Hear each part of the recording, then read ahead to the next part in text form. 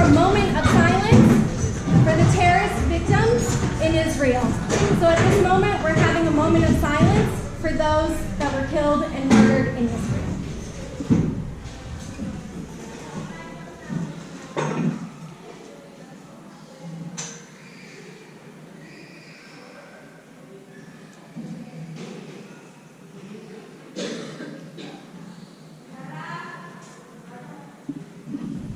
Thank you, everybody.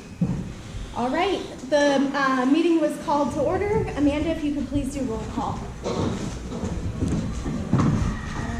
Cindy Bitterman is excused. Shem Bitterman excused. Is also excused. Okay. Shelby Blacker. Here. Lauren Borchard. Here. Craig Brill. Here. Hunter Bergarella. Not here. Ramiro Castro. He's having a... He's absent. His brother or something? Having a baby. He's having a baby or something. His brother's wife, yeah. Split against. Ted Sinnedy. Here. Chris Dower. Here. Amy Garcia. Here.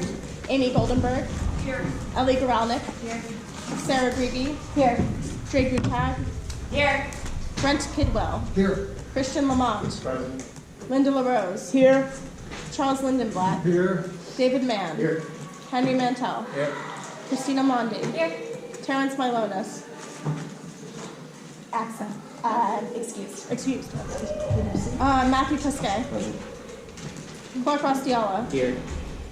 Danielle Rodriguez Donovan.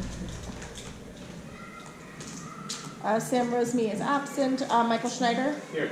Robert Shore. Here. Sandra Sims. Here. Nick Starr. Here. Julian Stern. Here. J. Keith Van Stratton. Here. Valerie Washburn. Here. Don Whitehead. Here. Xavier Zuluaga. Here. Great. We have 28 present, 4 absent, 3 excused. Excellent, thank you. The next item on our agenda is general public comment. At this point in time, I will have Amy Goldenberg read off the next few comments, or speakers, sorry. I only got 3.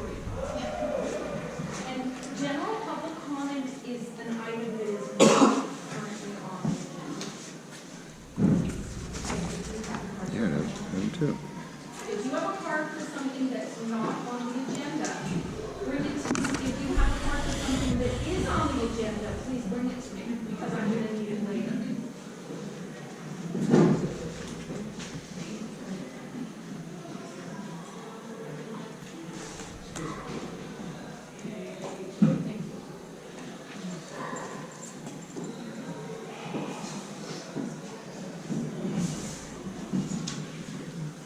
Okay, so the NA pavilion, that means it's not on the agenda, so.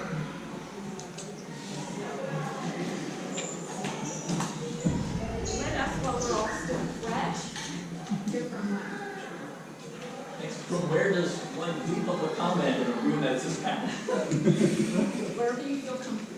I feel like we're right next to you, so I'll talk this way a little bit. So, hi, I'm Mike Pure. Many of you know me because I was your city council member and your state legislator and your city attorney. Before that, I used to run Bethesda Legal Services when I was doing that, which provides free legal work for elderly, disabled people who are losing their houses or their health care or being abused in nursing homes. We helped 3,000 people when I ran that program. And I'm here tonight because I'm running to represent you in Congress. As you probably know, Adam Schiff is leaving us to run for the state senate, creating a vacancy. Voting starts in just 3.5 months or so. It's going to be very soon. I wanted to come tonight just to share a couple words. You know, the events of the past week, from Israel to Capitol Hill, really underscore why this is the moment that we need proven, experienced leadership that gets things done on Capitol Hill. And that's the way I've run my career from the time I began my public service life. The first thing I want to talk about is democracy. You know, Adam Schiff is known for defending and standing up for democracy. I'm the only candidate in the race who's done that, going after Trump again and again, successfully defeating programs that he was going to put on the agenda, and expanding voting rights in California. When Republicans were seeking to suppress the vote, I offered legislation to expand voting rights here. I'm the only candidate to take on Wall Street. You know that big lawsuit against Wells Fargo over bank accounts. That's litigation that I brought. The federal government joined me in that effort and changed banking and protected consumers forever.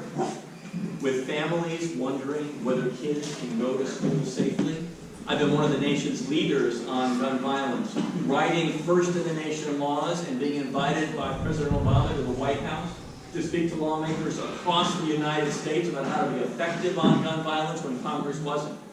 And I'm endorsed very strongly in this race by Mayor Karen Bass. She's endorsing me because, as she said, she wants a partner on Capitol Hill on homelessness. For me, I would have chosen a different word, a champion on that issue. I hope I can earn your support in this race. The yellow card means something. Probably your time is expiring. Very good. But in the meantime, thank you for the opportunity. I hope to work with each of you to galvanize you, get to be volunteers in the campaign. Look forward to it. Thank you so much.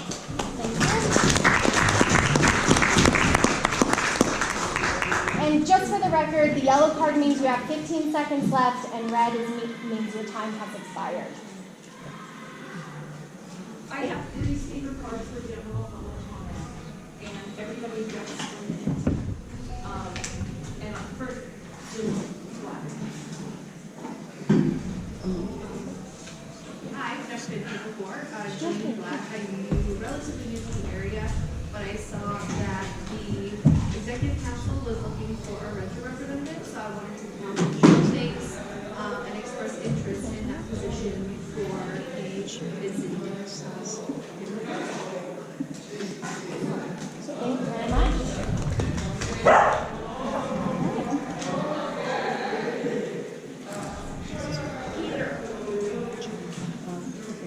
Hi, my name is Peter Schwan. I'm actually a volunteer designer for 311data.org, which is a data analysis tool that aggregates 311 service requests from all across Los Angeles. And what our goal is to take that data and present it in a way that all the neighborhood councils can use it, and to use that data to better serve their communities. So I was here to reach out and see if any neighborhood council members would be interested in participating in interviews with us, so we're able to get as much information as possible and see how our tool can be adjusted and changed to help us. So if you're interested, I would appreciate it.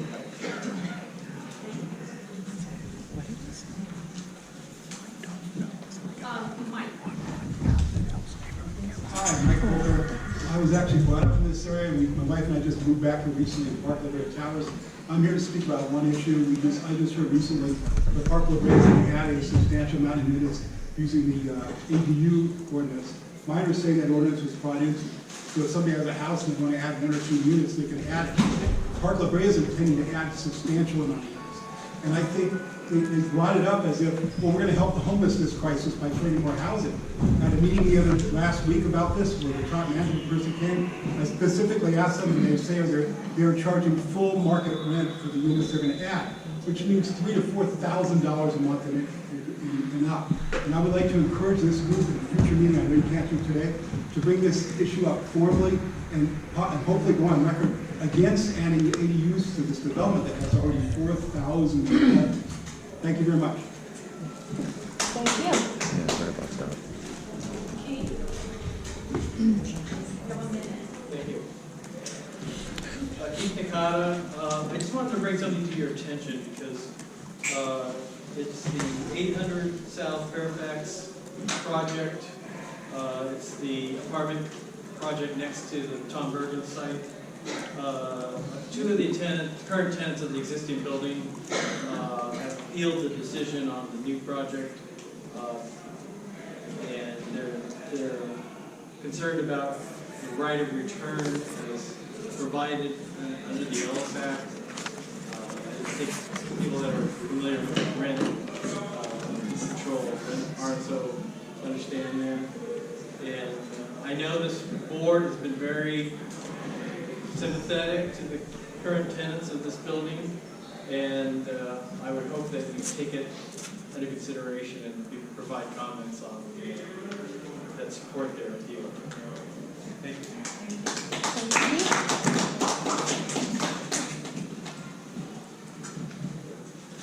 That's all public comment unless somebody is going to fill out a card for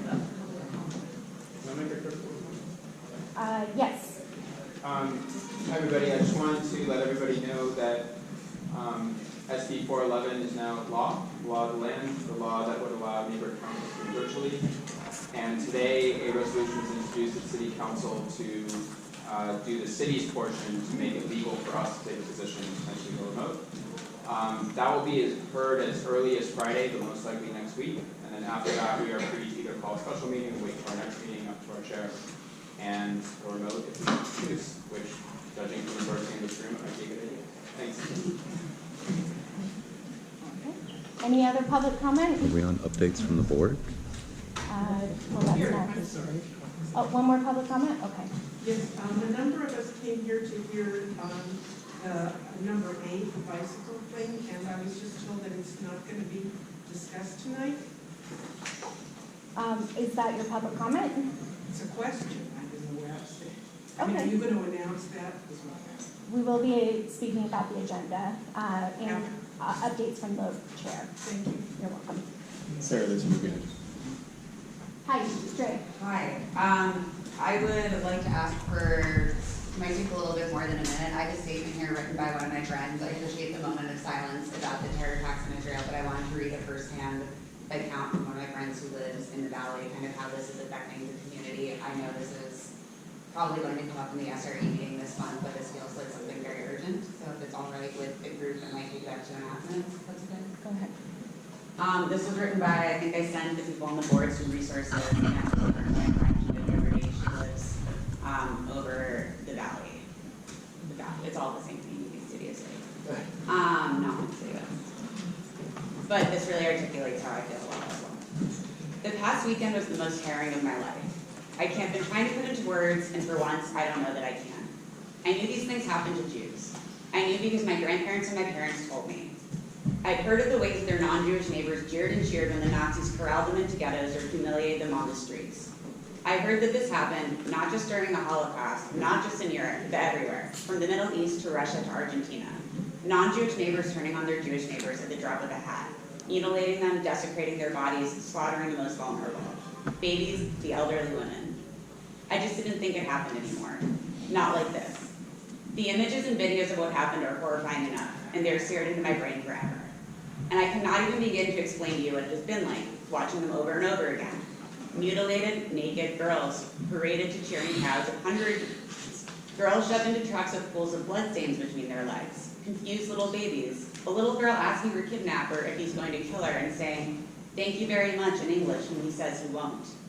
Parents in tears sick over their missing children. I'm crying just writing this. I'll tell you what hurts the most though. Like my grandparents' neighbors, people who I once respected, people who I thought cared for human rights, are cheering and jeering for the cold-blooded slaughter of over 1,000 of my people. People that for years had vowed to punch Nazis, are behaving just like Nazis and Nazi sympathizers did. It's the most sickening thing I've ever witnessed in my life. And then there's the wishy-washers. For context, yes, but, by the way, I don't agree with the Israeli government. Thinking of everyone affected by the tragedy. Listen, there's a time and place for context, and if you know anything about my work, you know I'm huge on context, but I'm sorry, this is not it. When you see 1,000 people slaughtered in cold blood, on camera, when you see over 100 civilians kidnapped, on camera, a Holocaust survivor in a wheelchair kidnapped, on camera, when you see women and girls raped, on camera, you don't do this. You condemn it wholeheartedly and you name the victims by name. The backtrackers heard me too. Solidarity with Jews, solidarity with Israel. 5 minutes later, their posts are gone because they've been bullied into silence. How the fuck do you think Jews feel? We don't get to be bullied into non-existence. Remember a few months ago when many of you posted, "I stand with my Jewish friends and Jewish family" because Kanye said some nasty shit? I told you back then it was fake, performative. I told you it was bullshit, because then Nazi shit actually happened. You stood by and watched with glee. And to the Jews that justified or celebrated this, I don't have words. Half of the world's Jewish population lives in Israel. I've always prided myself in the long Jewish tradition of disagreement and debate, and I don't have to agree with you on anything, but now you've crossed the line. For 2 days, I didn't sleep, I didn't eat, I barely drank water, I didn't shower, I was on calls constantly with friends and family, with work clients who needed to put out statements. I broke down more times than I can count. At one point, I took my dogs out to the backyard and a plane flew overhead. It triggered a PTSD flashback. All of a sudden, it was 2014, and I was running from missiles at 6 in the morning. My body thought it was getting bombed. Here in my backyard, over 12,000 kilometers to replace where it's actually gone. The damage that has been done to me and to the Jewish people is irreparable. Irreparable. The largest single-day massacre of Jews since the Holocaust. And just as the Holocaust, the people around me cheered. It's dystopian. Thank you, Dre. Are there any other public comments? We will move on to updates from the board. Do we have any updates from the board?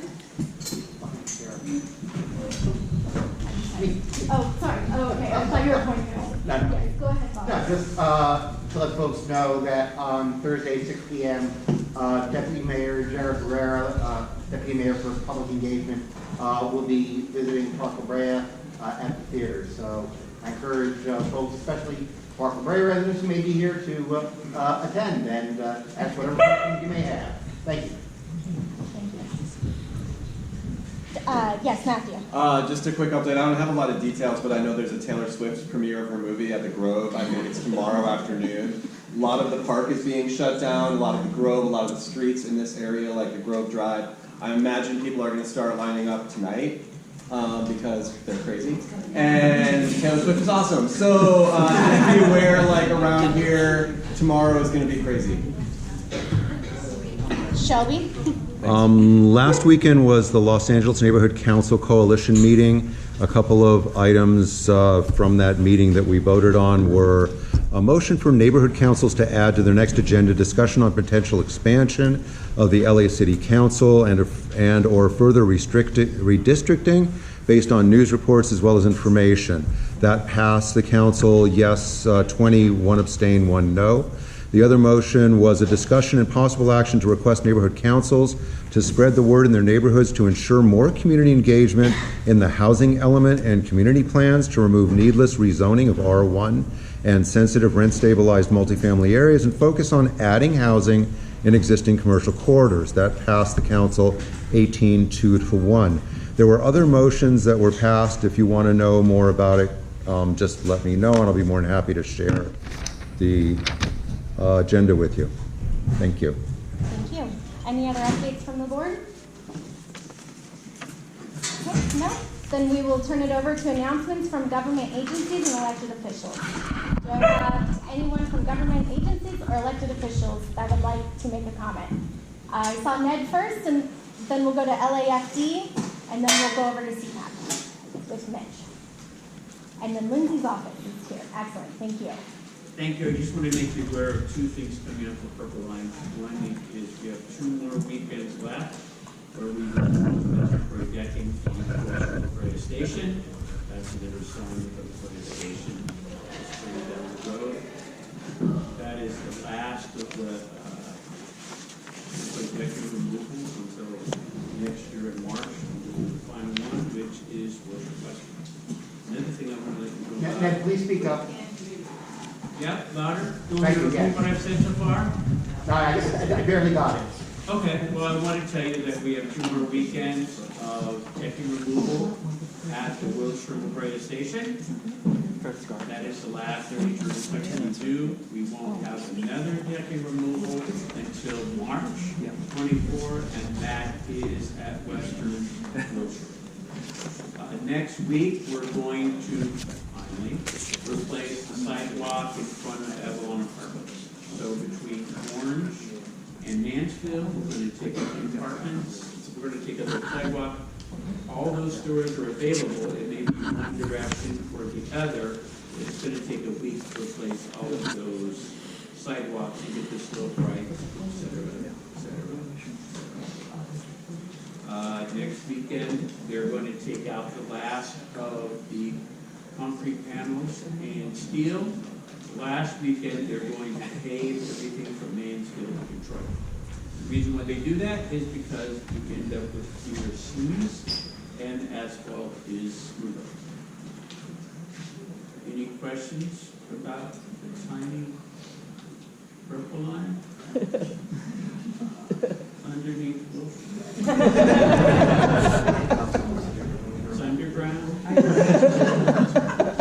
So are stations going to open up just kind of like as they're ready, or is it going to be from Crenshaw or Western all the way to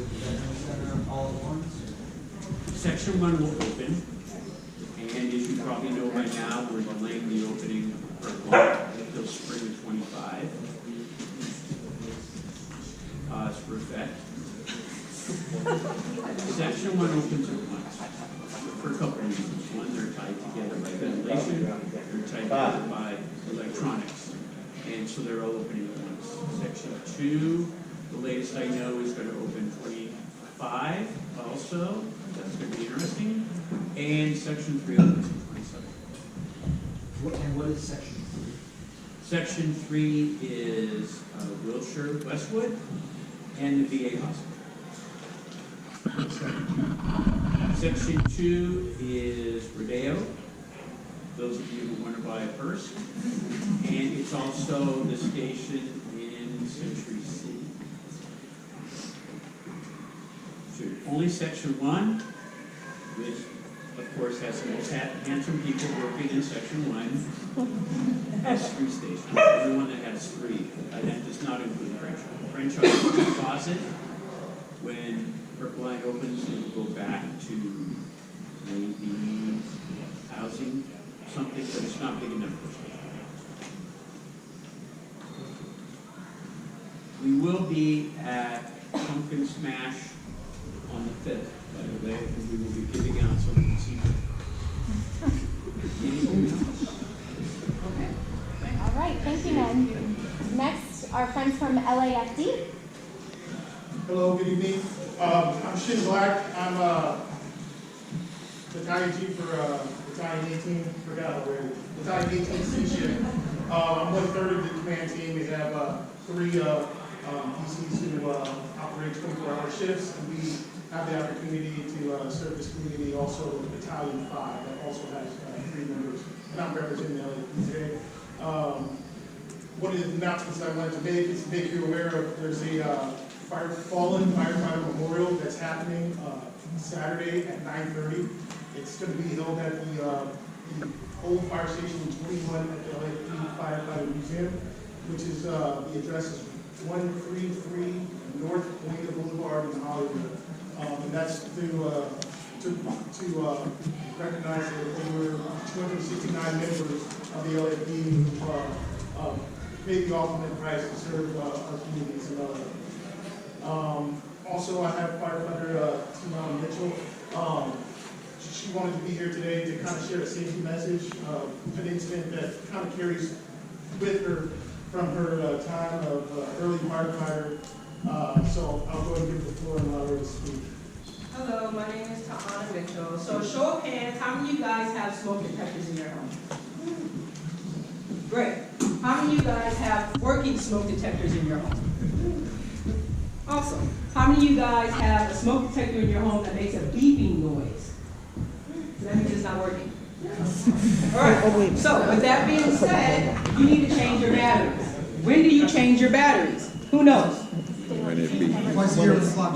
Thank you. Every time the clock move forward, back, whatever it is, whenever, you need to change your batteries. Dollar General, Target, Kmart, Pick and Save. I'm probably dating myself, but you can go to those places. I just look good for my age. You can go to those places and get a battery for $1.07, 9-volt battery. Installing a smoke detector where a person sleeps. So wherever you sleep in your house, there should be a smoke detector.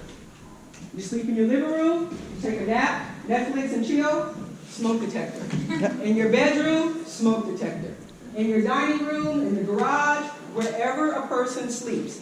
Why? You have a 50% chance of surviving a fire with a smoke detector. When I was a second house rookie, a 12-year-old girl died. Her family survived.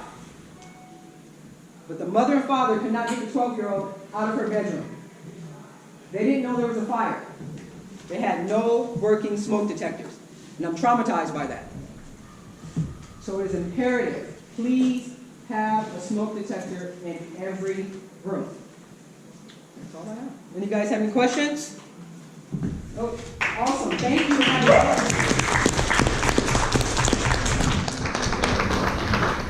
All right, next up is Mitch for CPAC. Hello, everybody. Glad to see a huge turnout. One, I want to thank the email that went out. Yes, this Sunday, 12 to 4, is an open house. That's the happy part of this announcement. The second part is, as we've already discussed, the events of this past weekend. Want to assure everybody at this moment in time, there are no credible threats here in LA. But with that, we are, the department, we are on high alert, and all sensitive areas are receiving extra patrols, myself included, just got off, ran over here. And as a parent of somebody serving in the IDF, I'm very, very aware of what's going on. So, just rest assured, if you see something, say something. It's crucial. If you hear something on social media, call the police department. Don't just brush it off. Everybody's eyes and ears, we need everybody looking. This is going to be a prolonged event, and things will be very fluid. So stay alert, stay safe. And before this even happened, we were planning this event in November. It is a run, hide, fight, active shooter event, training for everyone, but primarily students. And that will take place on November 16th, and I believe at LA High, and I'll send the board information to send out to everybody, and I encourage everybody to attend it. Any questions? What is the acronym for your CPAD thing. It's the Community Police Advisory Board, and it's made of our senior lead officers and civilians, residents of Washington. Thank you. You're welcome.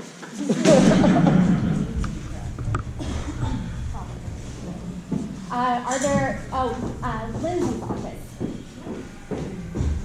Hi there, I just got a couple of quick updates. I think I've got a lot of business to go through.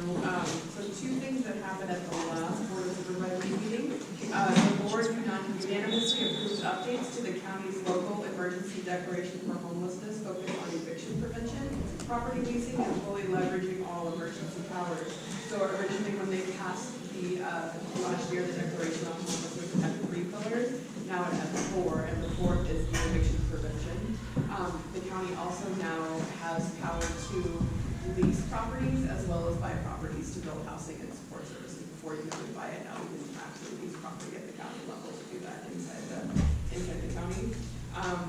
And then the other thing that was passed was the board directed the County of Economic Opportunity in consultation with Film LA to identify an economic development firm to study various strategies that could incentivize and incentivize continued movie, commercial, and television production in the county.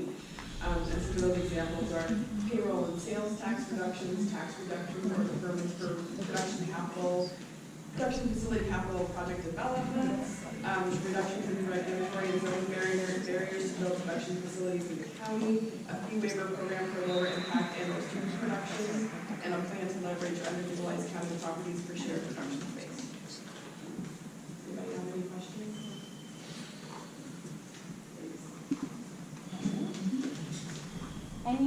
Yes, Tal.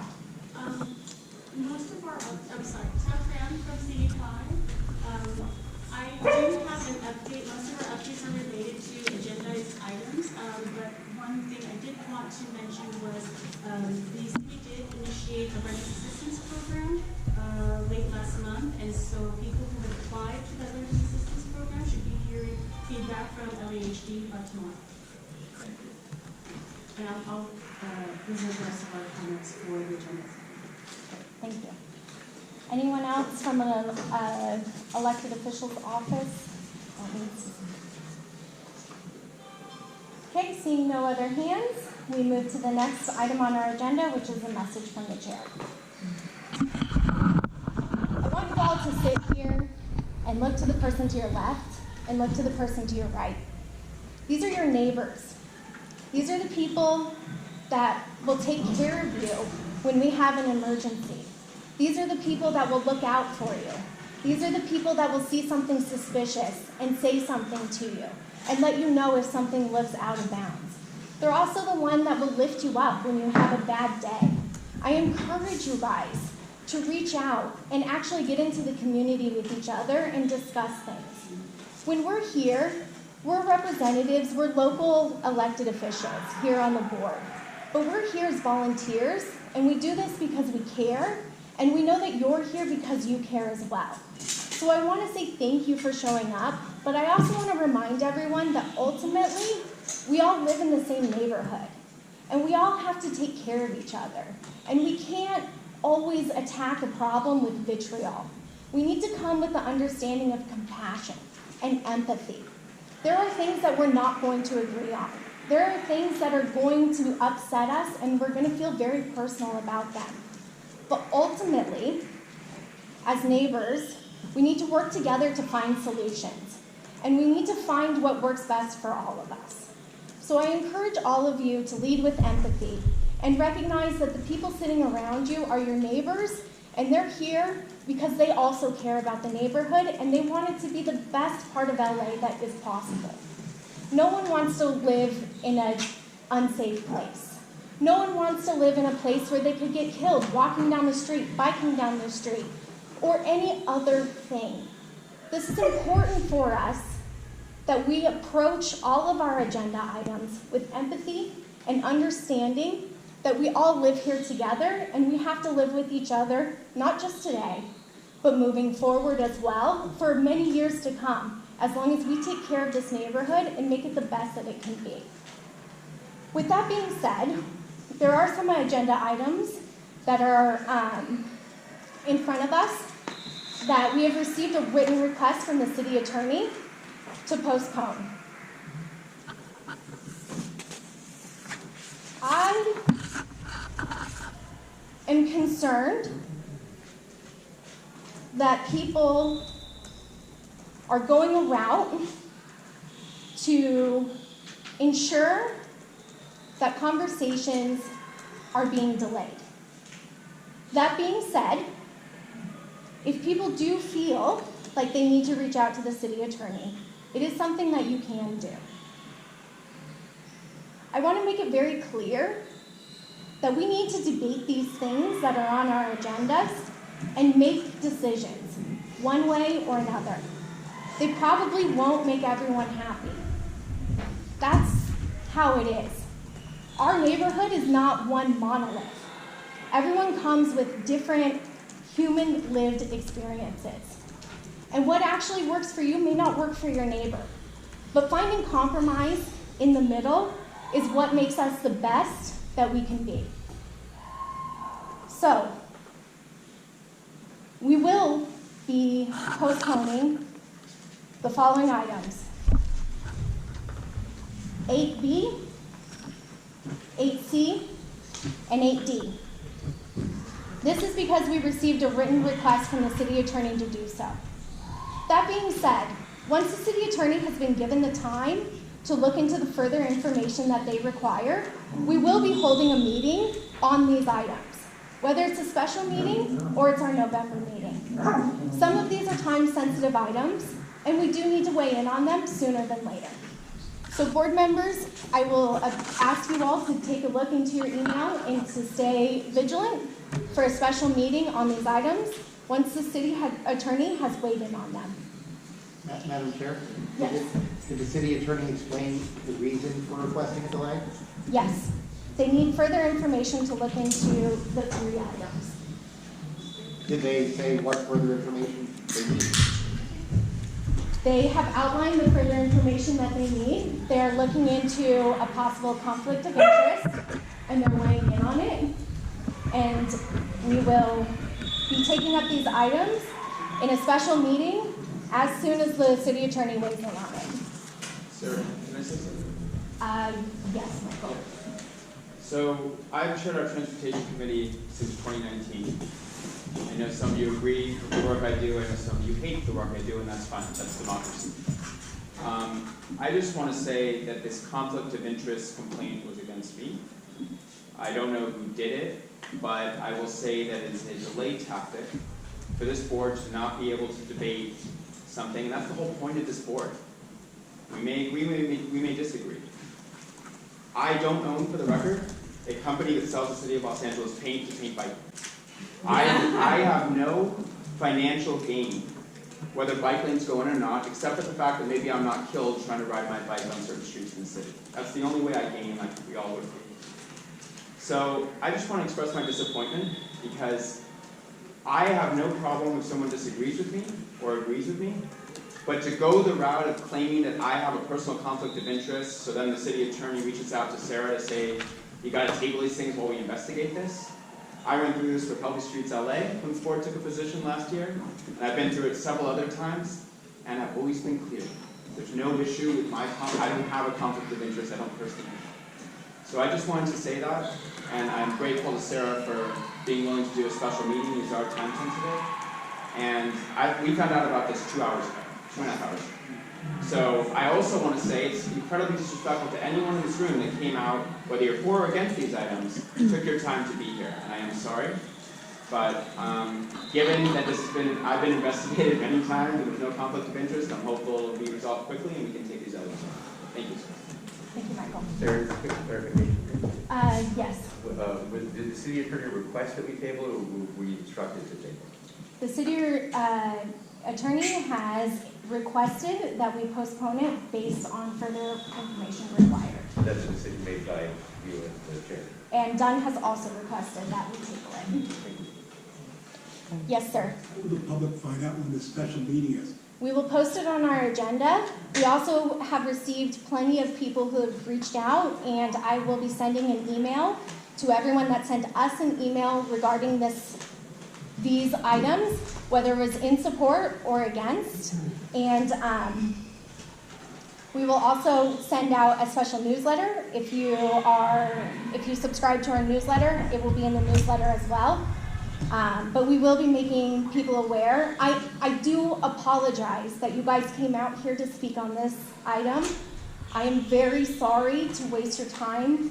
I would encourage you all to stay here and weigh in on the other things. They're important to us, and they should be important to you as well, being in the neighborhood. Yes, ma'am. So if we didn't send a letter ahead and brought verbal comments, could we give this to you for that notification? Absolutely. You can actually give it to Amy, so it's a little bit easier. Linda? Hi. So first of all, thanks so much for the report. Did the city attorney give a timeline as to when he'll be able to weigh on this? Is it like a week or 2 weeks or so, or not really? They have not given me a timeline. Mm-hmm. However, I will let everyone know that I have another meeting scheduled with them tomorrow to continue to go through this. Fair enough. And if I could if you were planning on speaking either for or against, could you please raise your hand? And specifically speaking for or against 8B, 8C, or 8D. I would like to give the city attorney an idea of how many people showed up, and we had to not hear from you guys today. So if you were planning on speaking on it at all, please raise your hand.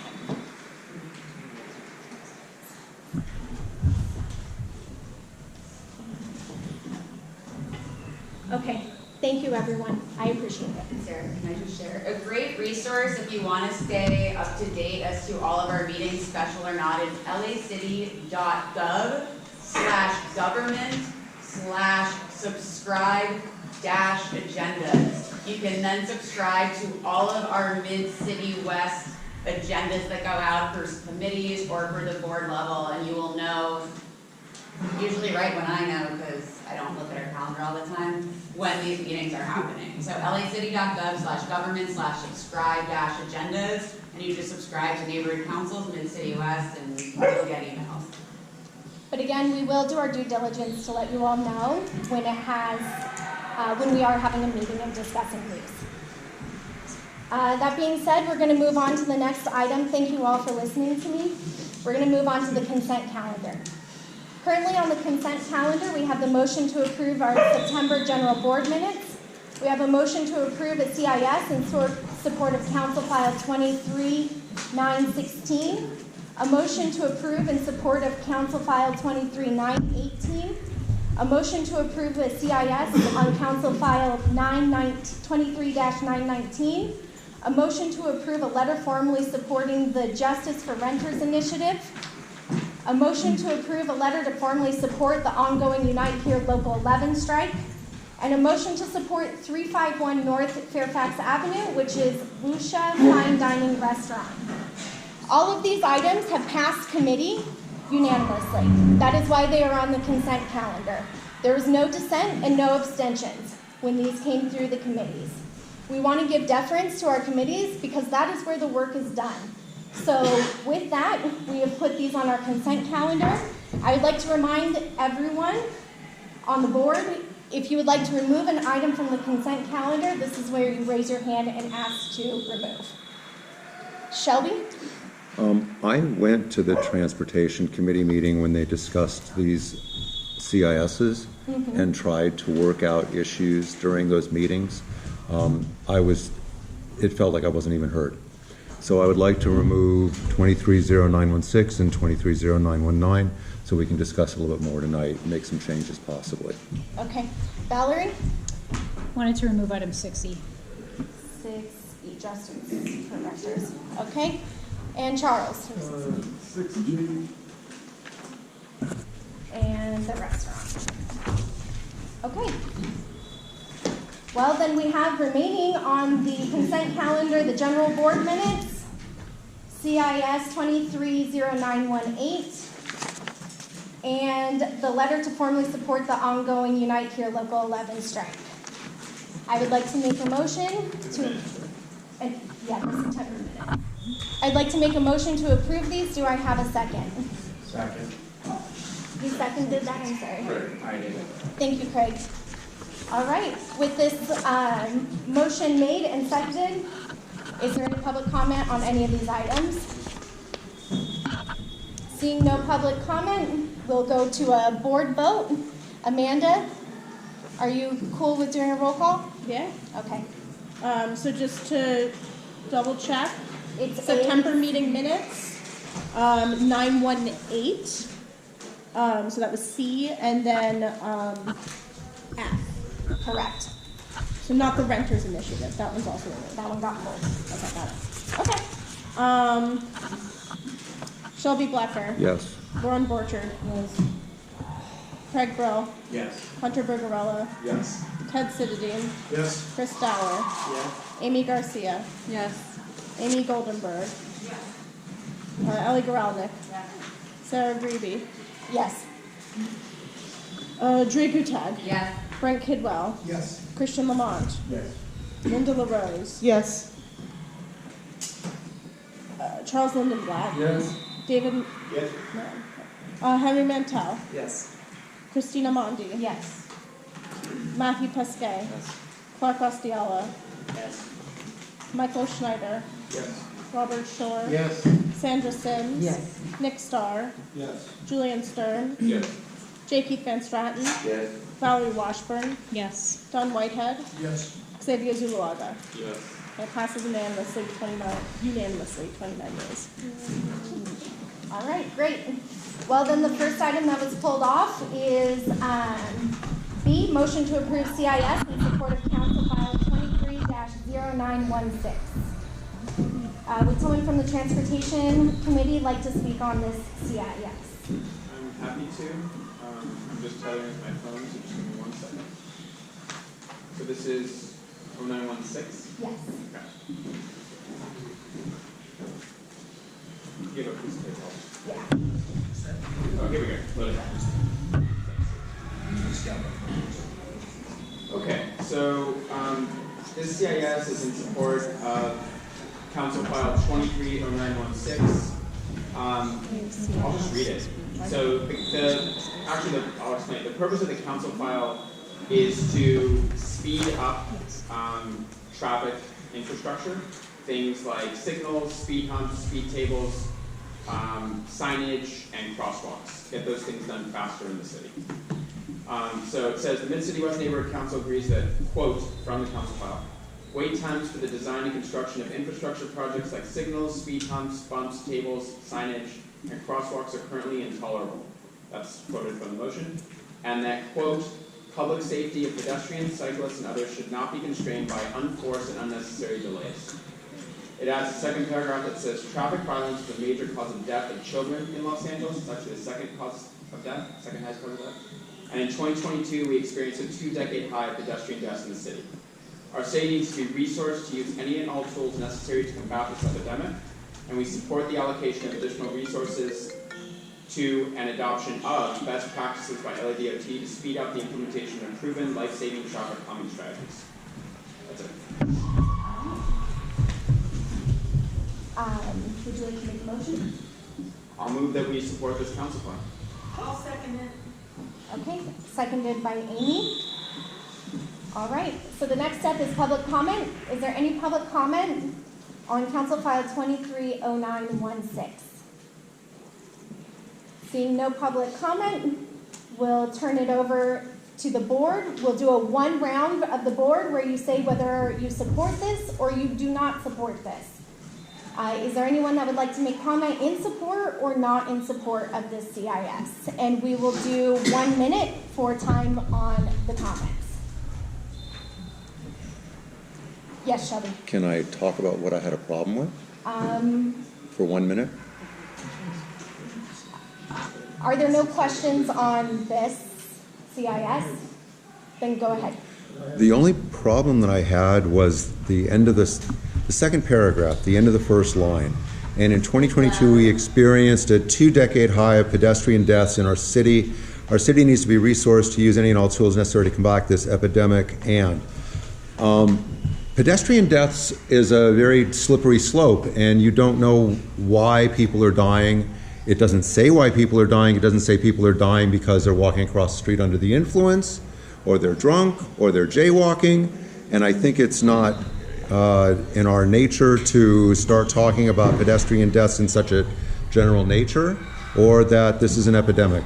And I wanted to have those removed, but I was rebuffed. I will support the rest of the motion. Okay, thank you. Christina?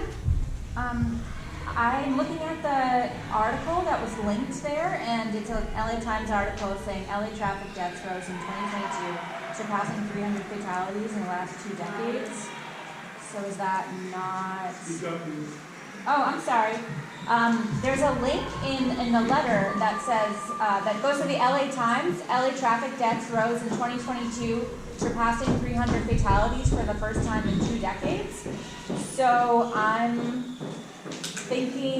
looking right now, LA's streets, according to this article, remain particularly deadly for pedestrians and bicyclists, with 159 people killed in collisions involving pedestrians and motorists, a 19% rise compared to 2021, and 20 people killed in collisions involving bicyclists and motorists, an 11% rise. So isn't that not accurate enough to say that that is what's happening as opposed to people just dropping dead?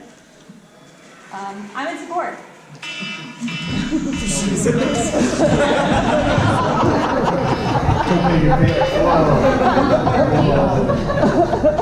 Well, the timer works. Yes, Amy. I don't think I can make a motion to amend. Whether or not somebody's legally or illegally crossing the street, it's still the person driving the big metal machine that's bigger than a person on a bike or a person walking. They're responsible. You can't run over people just because they're drunk on the street or just because they're crossing illegally. It's illegal to do that. And to dismiss pedestrian deaths because maybe somebody's drunk, that's absurd to me. And I totally support this without any question. Thank you. All right, is there someone? Yes, Matt. I'm totally in favor of this, 100% support this. I just want to ask a question. Can a motion be, an amendment be brought forward at this point in this meeting to the motion on the floor? Yes. We're doing a round where everyone gets to say whether they support or not, and then we will ask for motion. Thank you. Oh, sorry, I didn't see you, sir. I'm sorry. Okay. Peter Harris, hello everybody. I just want to know if they're going to study further, and yes, there should be not even one death, pedestrian death, cyclist, walker, disabled person, a lot of moving parts. But I will say they do need to further study about the distractions that are behind the drivers or the walkers that are on their cell phones walking across, so oblivious. And, you know, the disabled. We have to zero in on what the causes really are and fine-tune it instead of just painting a broad brush. Yes, there should be not one death, for sure, but we need to investigate, dive deeper. You walk around and you just look, sit at a cafe and just look at everybody. They are so in outer space. They are totally distracted. They're on their phones. Yes, a lot is going on in the world, but look at our neighbors, look around us. Just take 1 or 2 feet around you, your immediate place in this world. And that's all I'm going to say about it. Thank you. Thank you. Sir, so there's a lot of victim blaming conversation, language going on. And I would just like to say there's not some big mystery. Cities that have solved, they've actually achieved Vision Zero. We're going the other way. Vision Zero is a vision where nobody dies from traffic deaths, period, including pedestrians and cyclists.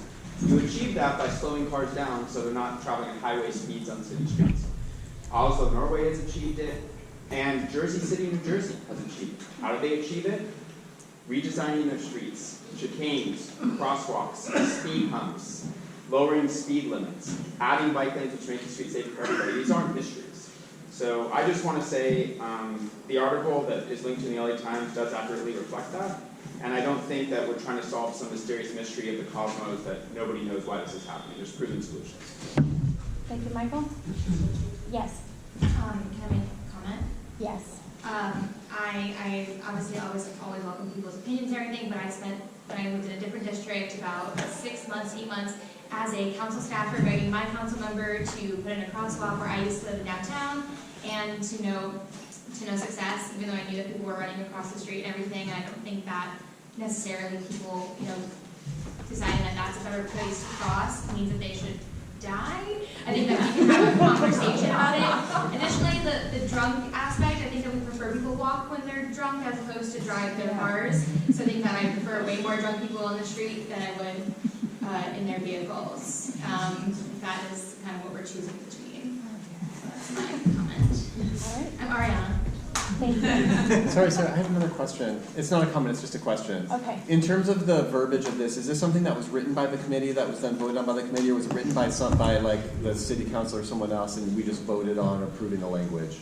I wrote it. The committee had an opportunity to amend it. I don't think we amended this one at all. And we Thank you. unanimously. Thank you very much. All right. With the discussion and the one round going around, is there anyone that would like to make an motion to amend? Seeing no one with liking to make a motion to amend, we will move to a vote at this point in time. And we can do a vote by affirmation for this. You are voting in support of the CS Council File 23-0916. So you are voting to support this council file. All right, please raise your hand if you would like to abstain or vote no. Please raise your hand if you'd like to abstain or vote no. I see no hands raised.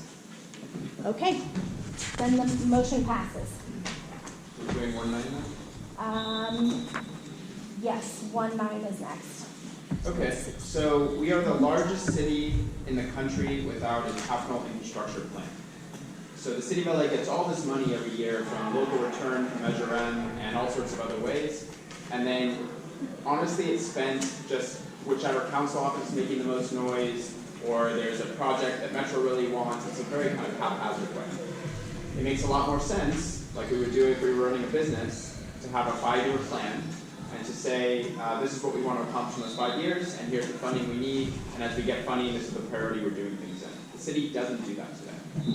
So this council file, 230919, would create a 5-year capital infrastructure plan for the city. It also attempts to solve interdepartmental coordination issues that further delay our infrastructure projects in the city and try to deliver them faster. I think that's about it. I'll just read I'm not going to read the whole thing, it's too big and long, it's linked in our agenda, but I'll read the last 2 paragraphs. In conjunction The Mid-City West Neighborhood Council urges the city to quickly compile and implement best practices from around the world to better coordinate the many departments that touch our streets, to cut down on the administrative steps needed for street improvements, and to streamline design and construction processes. One step might be to merge the Bureau of Street Services and Department of Transportation. For nearly a decade, City Council filed 1384, that means it was introduced in 2013, and 210039. The City Council has asked for reports without concrete changes following.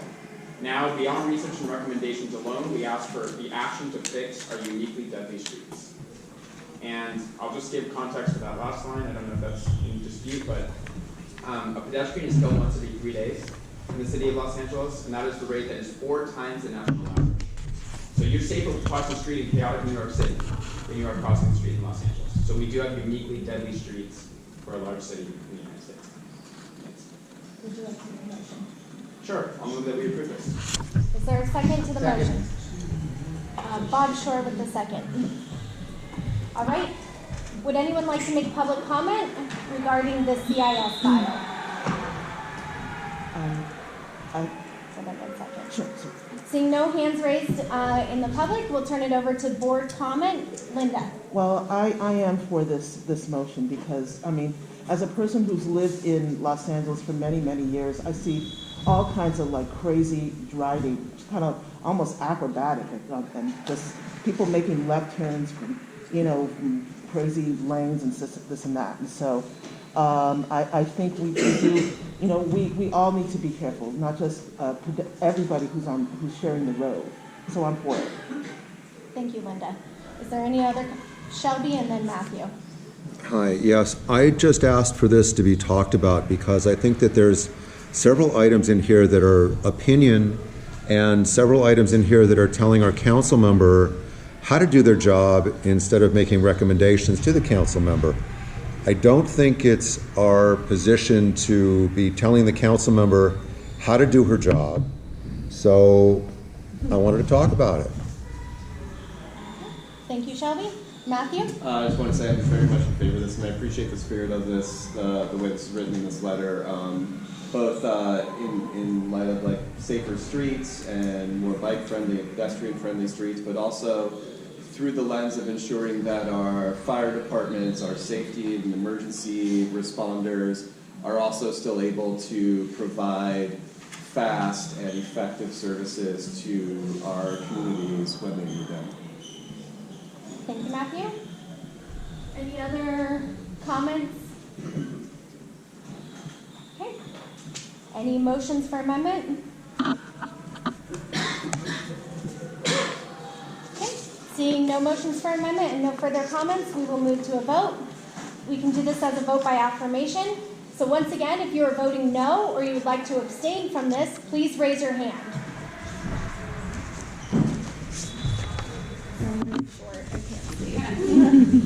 Okay, seeing no hands raised, the motion passes.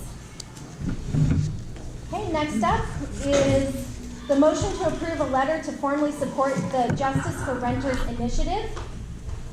Do I have someone from the Hearts Committee that would like to present? Yeah, I'll do it. Okay, thanks, Bob. Right, so the Justice for Renters initiative is qualified for November 2024 ballot. The effect of the Justice for Renters initiative is pretty simple. It repeals Costa-Hawkins, which takes the handcuffs off local government, allowing them to impose whatever rent control they deem appropriate. And if a local government deems that no rent control is appropriate, well, then the local government gets to make that decision too. So, in my view, this is a step toward solution of our housing crisis, and it's a step that supports local control. So in our committee, I think, well, it was unanimously supported by our committee across the political spectrum. And I'd urge a yes vote here. May I make the motion? Yes, please do. Okay, I move to approve this letter. Is there a second? Second. Thank you, Nick. Nick started with the second. All right, is there any public comment regarding this letter? Seeing no hands raised, is there any board comment regarding this letter? Okay, Henry, I saw you first and then Valerie. Hi, Henry Mantel. I've worked as an eviction defense attorney for a legal aid firm, so I'm pretty familiar with the city's rent control. Costa Hawkins, which the Justice for Renters initiative is about kind of undoing in the city, is a pretty ridiculous state measure. We do have rent control in the city of Los Angeles, but because of Costa Hawkins, it only applies to units that were built before 1978, which is completely arbitrary and ridiculous, and Los Angeles should have more control over rent control if that's what we want, but that's up to the city council. But I do think that the Justice for Renters initiative should be supported. Thank you. Valerie. So I pulled this off the consent calendar with some trepidation because I think Hearts, they voted for it unanimously and I have nothing but respect for them. But I'm involved in neighborhood council partly because I'm energized by the issue of our housing shortage, which I think has just been a slow burn, humanitarian catastrophe. The studies do back up what an economist's instinct would be, which is to say that rent control benefits a certain group of tenants, but on the whole raises rental costs for people as a whole.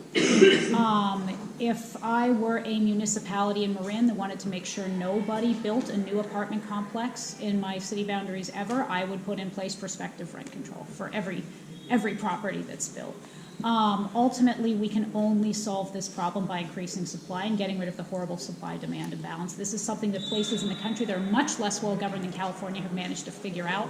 We have, through good intentions, made things terrible. I may just be getting worse, so I'm going to vote against this. Thank you, Valerie. Drake. Valerie, I very much appreciate your comments. So for those of you who don't know, I feel like I talk about it a lot, but I'm from Boston. So is my homegirl, Elizabeth Warren. And Elizabeth Warren has put forward this amazing plan about kind of how we combat things like housing shortages, rising rents, etc. And even our liberal hero, Elizabeth Warren, has made it very clear that implementing rent control without giant government subsidies raises the cost of rents, decreases housing supply, etc. Rent control in a singular form is remarkably bad if we're trying to make affordable housing happen. Yes, a percentage of people stay in homes, but a larger 10% more people stay in homes, 15% more homes aren't built, and the average rent price goes up by almost 6% in cities where this has happened. In Boston, we implemented, or in Cambridge, in fact, we repealed it because it was so bad for housing. That being said, I plan to vote for this because I believe that giving the option, I do think rent control in conjunction with things like government subsidies, etc., is important, and we can't fight housing costs without it. So I plan to vote yes, but I hear what you're saying. Okay. Any other board comments? Yes. Can we let Nick and then? Yes, of course. Okay. Nick? I happen to be a landlord for a rent control apartment. I knew that that would be the case when I became a landlord for a rent control apartment. Didn't change my calculus that much. I think in general rent control is a great idea. I lived in New York City for 10 years where rent control is the law of the land, and yeah, I think it protects a lot of people, and I think it's a good thing. And I also think, yes, it needs to be done in conjunction with subsidies and absolutely public housing as well. But it's necessary, if not sufficient on its own. Okay, thank you, Nick. Bob? Yeah, so, two things. One, I do understand Valerie's point. I think that, as with anything else, it's possible to abuse rent control. It's possible. Nevertheless, I think it's a tool that should be available to local governments that choose to use it, and those local governments will be answerable to those voters if they do abuse it. The other point I want to make is that we are faced right now with a crisis of people who are getting basically forced out of their homes because they are facing rent increases that they cannot afford. I have a friend who is facing a 25% rent increase. And I'm doing what I can to help her out there, but there ain't that much that I can do. Rent stabilization in this market in Los Angeles, I think, is crucial. And I think that that's a tool that needs to be available to City Council if City Council agrees with me. Thank you. Any other comments? Would anyone like to make an amendment to the motion? Seeing no hands up, then it is time for a vote. And we can still do a vote by affirmation. If you'd like to vote no or abstain, please raise your hand. Vote no or abstain. All right, so I have Ted Sidity, Valerie Washburn, Shelby Blacker, and Don Whitehead, and Chris Dower. Okay, we're gonna do it one more time. Ted Sidity. Yeah. Valerie Washburn. Yeah. Shelby Blacker. Yeah. Chris Dower. Yeah. And then Don Whitehead. Yeah. And then Brent Kidwell. Brent Kidwell abstained. Yes, please. Okay. So those are all no's except for Brent who's Abstain. I'm abstaining. Abstain, abstain. Abstain. Okay. Abstain. Oh, you're an abstain? Okay, motion passes with 3 nays, 3 abstentions, and I don't know how many yeses yet, sorry. The rest are yes.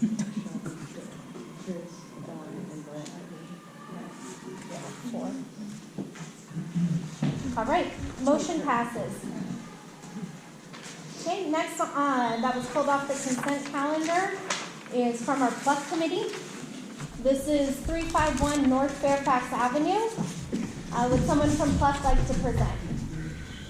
I believe we have a presenter here. Is Sarah Kim here? Hello, Sarah. Thank you for coming. Thank you for having me. My name is Sarah Kim.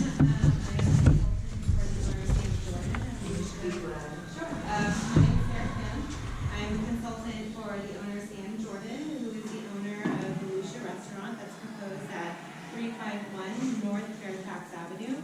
We are replacing the old Black Star Burger restaurant that was there previously. We're here to ask for a conditional use permit for the on-site sale and consumption of alcohol. It's a fine dining Caribbean restaurant. We are de-intensifying the site. It did have 116 seats prior. We went down to 105 seats, and the bar was previously at 34 seats, and we went down to about 11 seats at the bar. If you have any questions, I'm happy to answer it, but it is more of like an Art Deco Caribbean inspired food. It is more intimate space with lots of food. It's really created for more intimate fare for people to come and actually experience the restaurant and stay for a longer period of time rather than Thank you. Thank you, and I just want to let everyone know, I apologize. Thank you for being flexible with us. We were assured them that we would have the technology appropriate for PowerPoint, which we clearly are missing this evening. So we do apologize for that. Does anyone have a question for this applicant? All right, Put it on the floor. yeah, I'm gonna make a motion on the floor, so I'm gonna go to public comment. Motion to support DCV for 351 North Fairfax. Do you have a second? Second. Hunter. Hunter was the second. Chris made it.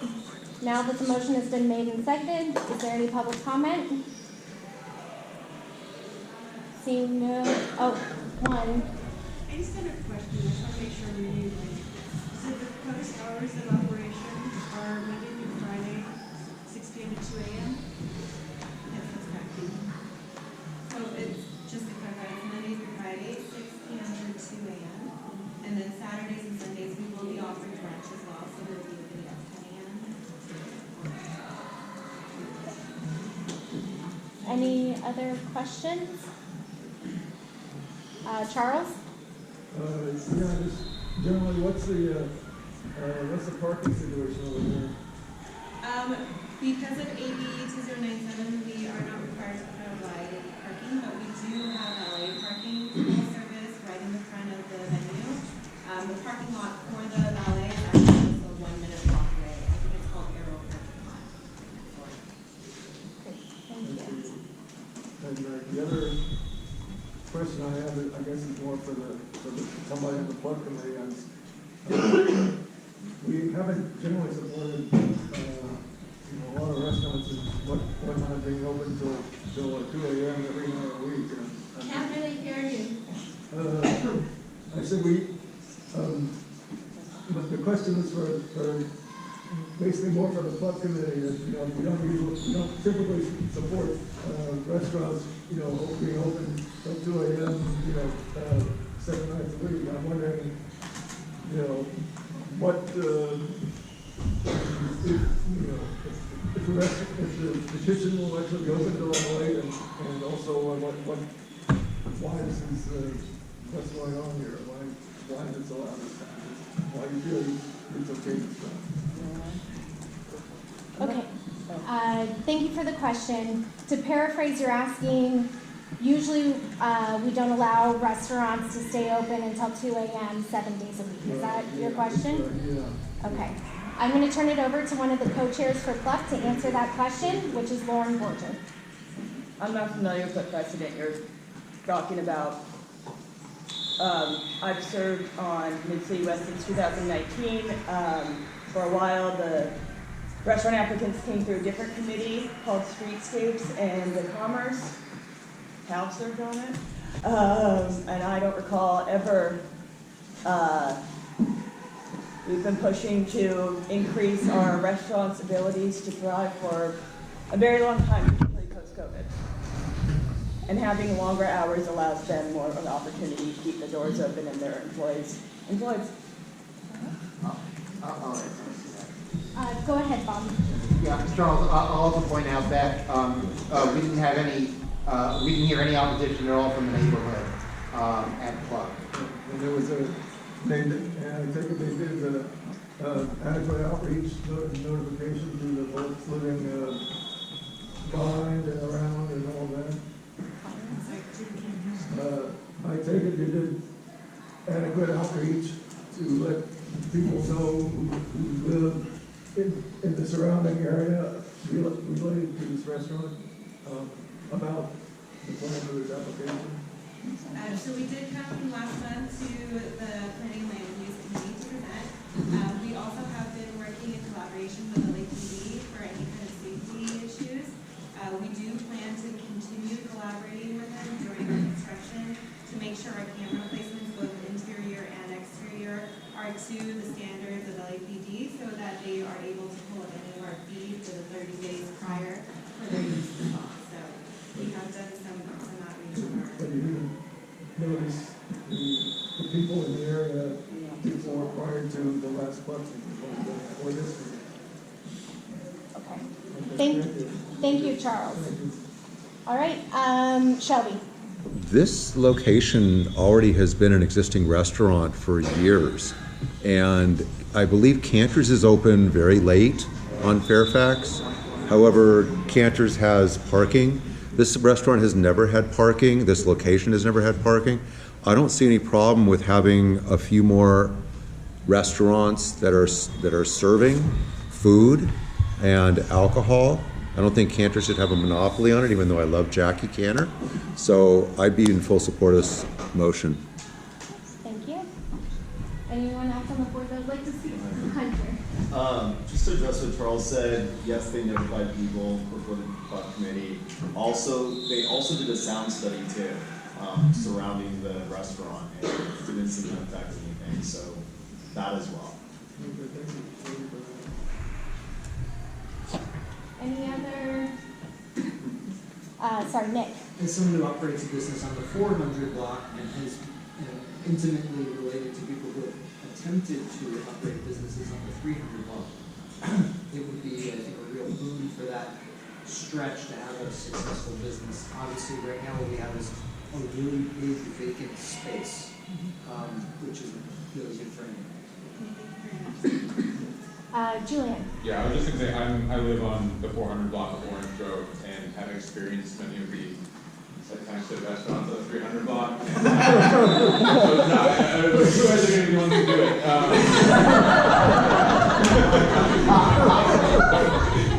I do think that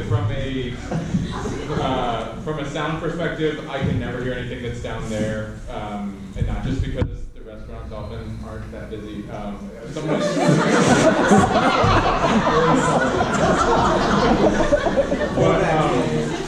But I also do think that I'm still clinging to 2 a.m. age, and so I do happen to be walking around those blocks, and I think it does feel safer to me and my peers when there's more commerce about there, so I'm very important. And just to comment, the owner did redesign the interior of the restaurant just for any kind of sound concerns that they had. They did redesign the interior of the restaurant so that the kitchen is towards all of the back of the restaurant. So the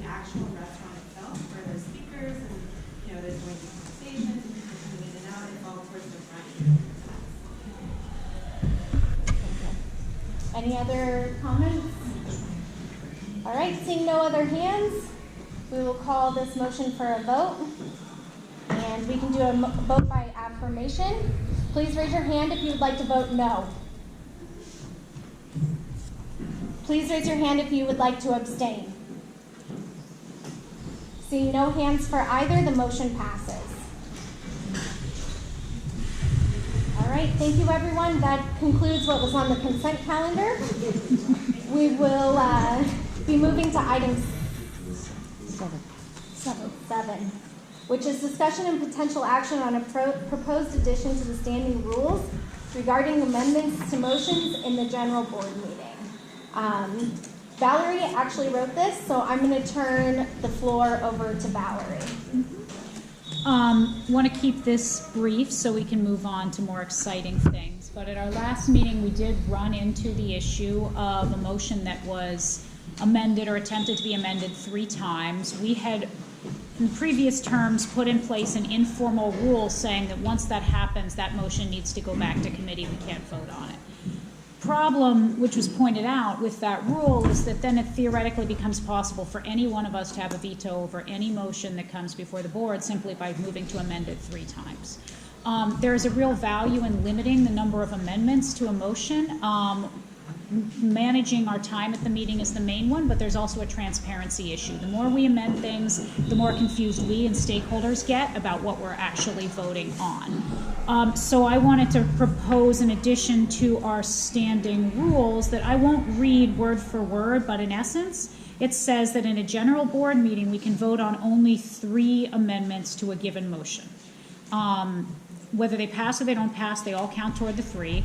Once 3 amendments have been moved, no more amendments can be moved. We continue to discuss it, but we vote on the motion as it is rather than sending it back to committee. This would only apply in general board meetings, not in committees. So I move that we add to our standing rules the language that you will find linked to in the agenda. That puts in place that rule. Do I have a second to this motion? Second. Matthew Pesque, sorry. I knew it as soon as it came out. Made the second. Okay, is there anyone in the public that would like to comment on this standing rule adjustment? Seeing no hands, I will turn it over to the board. And Michael, I saw your hand first.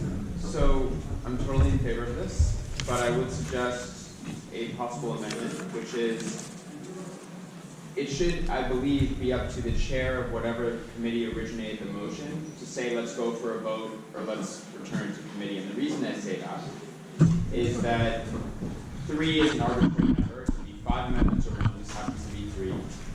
And if this process is equally abused by amendments that aren't desirable or language that's weird or whatever, and the chair wants to take it back to committee for discussion, I think that should be the chair of that committee's prerogative.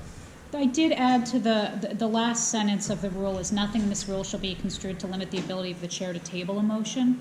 So if the person who brought the motion prefers to table it, I think it is ultimately up to the chair of our board whether something is tabled, but it can be tabled. It just doesn't have to be.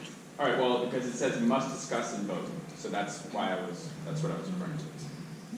It's contradictory. The idea was the last sentence overrides that with the nothing shall be construed to. Okay, so can I make a motion to amend?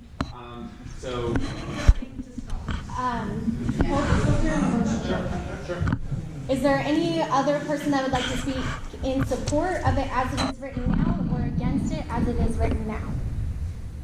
I just have a quick note of clarification, I guess. Yes, go ahead, Nick. So the idea here is you can't sink a motion by proposing to amend. Like you can't filibuster.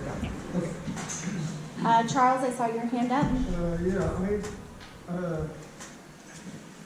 To me, this seems to go against, just generally how Robert's rules go. This is the 9th version of the process that's been around for. This is the 9th version of this process. It's been around for at least a century, as far as I know. And I feel that if people feel that the discussion is going on too long and that there's not any actual progress being made on whatever, they can have a motion to table it, which is not debatable and here is the situation. Right then, I don't see the need for having an arbitrary free amendment cut off. That's my view. Thank you. Would someone else like to comment on this? Okay, seeing no other hands. Michael, you had requested an amendment. What is your amendment? So I would like to add the word either after the board must. So it would say the board must either discuss and vote on the motion in its current form, or may send it back to committee, subject to the chair of the committee. And that would not override the chair of the board's prerogative because of that last sentence in the second motion. Amanda, did you get the verbiage on that? I made it in suggestion mode if you're on Google Docs. Perfect. Okay. The motion has been made. Is there a second to the amendment? Second. Hunter? Hunter with the second. Is there any public comment on this? Seeing no public comment, is there any board comment? Yes, Don. Question, is the author comfortable with it? Yes. Okay. Is there any other comments or questions? Okay, seeing no other comment or question, we are currently voting on the motion to amend. So we're adding verbiage to make it a vote. Either we take the vote or we have the option to send it back to committee. Amanda, we'll do a vote by affirmation. If you would like to vote no on this amendment, please raise your hand. Okay, if you would like to abstain from this, please raise your hand. Seeing no hands raised, the motion passes. Now we will move to a vote on the amended motion. Are you ready, Amanda? Yeah. Okay, Is great. that not by affirmation? It is by affirmation. If you would like to vote, or if you would like to abstain on this, please raise your hand. And I'm going to abstain. And anyone voting no? I have Charles voting no. Okay. Then this passes. Thank you very much. Moving along to our policy motions, we will now be discussing with possible action on supporting a letter to our CD5 requesting action regarding the encampments at Poinsettia Park. This motion was written by stakeholders or came to us through stakeholders. It was submitted to Public Safety, who had just had their committee meeting. Therefore, they asked Hearts to take a look at this request for action, and it went through our Hearts committee, which I also think is appropriate, whether it's Public Safety or Hearts, it could fall under either. That being said, I would like to turn the floor over to Julian so that he can discuss this letter for action, and then we can put the motion out the floor. Great. Councilmember Yaroslavsky's office for some sort of action to solve the issue of the encampment in some capacity. I want to avoid editorial. That is what it is. I have other thoughts that I will share once we are sharing board member thoughts, and that is the end of my introduction. Thank you, Julian. Would you like to make a motion to put this on the floor? Yes, I would like to make a motion to put this on the floor. I'll second. Okay, so the motion was, Yes. Craig seconded. The motion was supporting a letter to CD5 requesting action regarding the encampments at Poinsettia Park. Okay, I see a lot of smiling faces, but before we turn it over to public comment, I do want everyone in the room to be aware that we have two representatives from CD5. Tao Tran is our field deputy, and then Matthew is also with CD5, and he is particularly involved with helping with the encampment right now. So we asked them to come so that they could answer your guys' questions to what's going on in the area, what the plan is, and really fill us in on what's going on in that area, and then we can move forward. So, yes, Julie. And maybe this will be answered over the course of the process, but this is a letter to your office regarding homelessness, and I believe that the letter would go to you, to the two of you.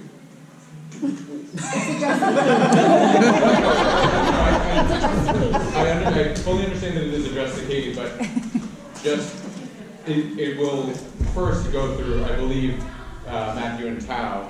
And so, in discussing this letter right now, are we?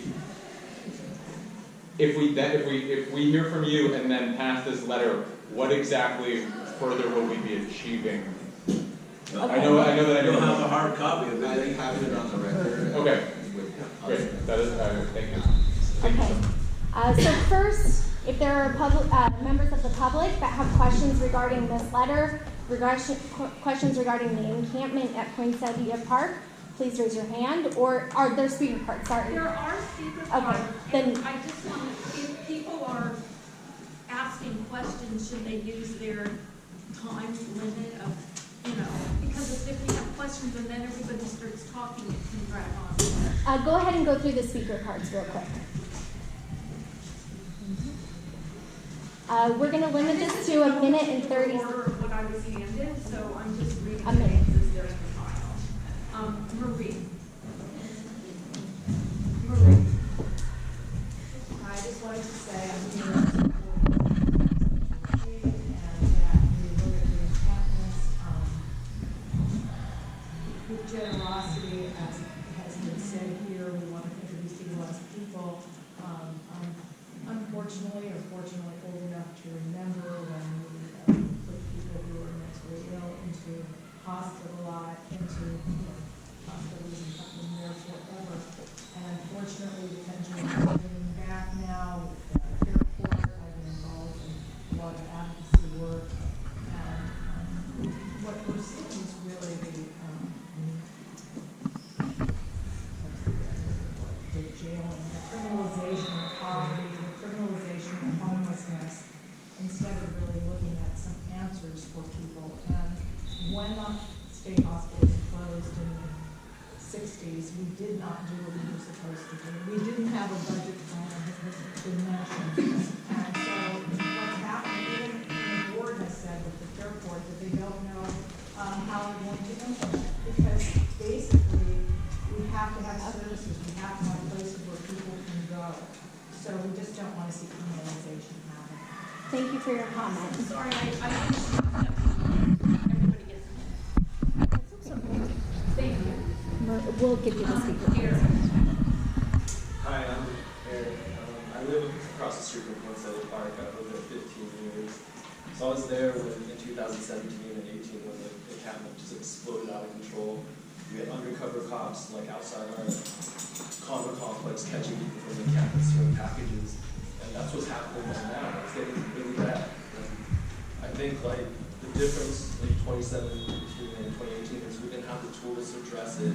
Things like Project Home Key that could house the residents there, and things like 4118, which are supposed to be to protect areas where there's daycare centers, parks, stuff like that. So I just think that it's getting to the point where it's out of control again, and just want to avoid that situation happening again, while also, having empathy for the people out there. Thank you. Danielle. Hello, my name is Danielle. I'm with the Mutual Aid Group, Mutual Aid. I know folks at this encampment very well. I know everyone by name, have really good relationships, know everyone there wants housing. In response to what you just said, 4118 is a failed policy. Folks at this encampment have been moved block by block 3 other times by other 4118 solutions, which is not come with housing. That was an optional thing that was written into the code. I would like to call, hello Matthew, on CE5 to offer permanent supportive housing that has wraparound resources like mental health, job support with folks there. That is something that folks want. If an Inside Safe program comes to this encampment, I urge you to house people in district because that will make it more likely that folks stay within housing. There are also a lot of queer and trans folks at this encampment, and it's really important that they're near resources and that is a big concern. Okay. Next. Fiona.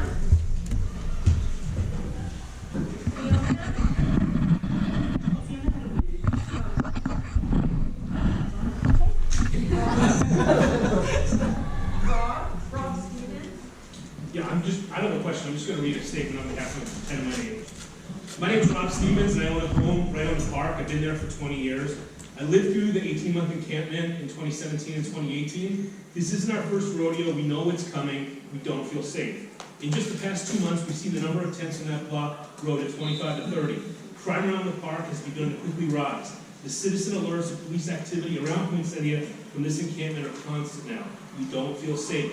The 900 block of Poinsettia Place is simply not the spot for a massive 25 tent encampment. For one, it's along the wall of a major city power substation. Remember last December when some domestic terrorists took out a small power substation in rural North Carolina? It was instantly national news because it was an attack on our infrastructure. We have already had at least 4 tent fires along that power station wall in Poinsettia this year alone. Imagine one of those fires getting big enough to threaten that substation. It'll be national news. This is not the block for a massive encampment. And then on the other side is Poinsettia Park. My 8-year-old niece is there right now playing volleyball, hiding in the park in front of a tent. They don't feel safe. This is not the block for a massive encampment. So I ask you to please ask City Council to declare this block an enforceable no camping zone. That's the solution to this problem. Thank you. Good evening, everyone. My name is Julie Monroe. I'm from here serving the city. My name is Julie Monroe. I'm the facility director of the Center Recreation Center. First of all, thank you, all of you, for volunteering. I was a neighborhood council representative for over 10 years, so I know you're here to volunteer your time to represent the constituents of the area, so thank you very much.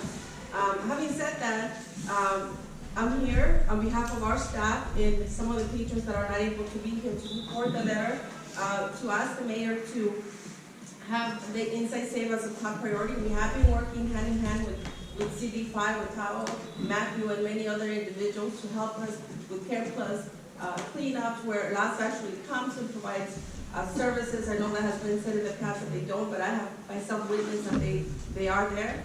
We need your support for the mayor to know that this is an area that needs to be looked at and for Inside Safe to be offered. Thank you. Thank you.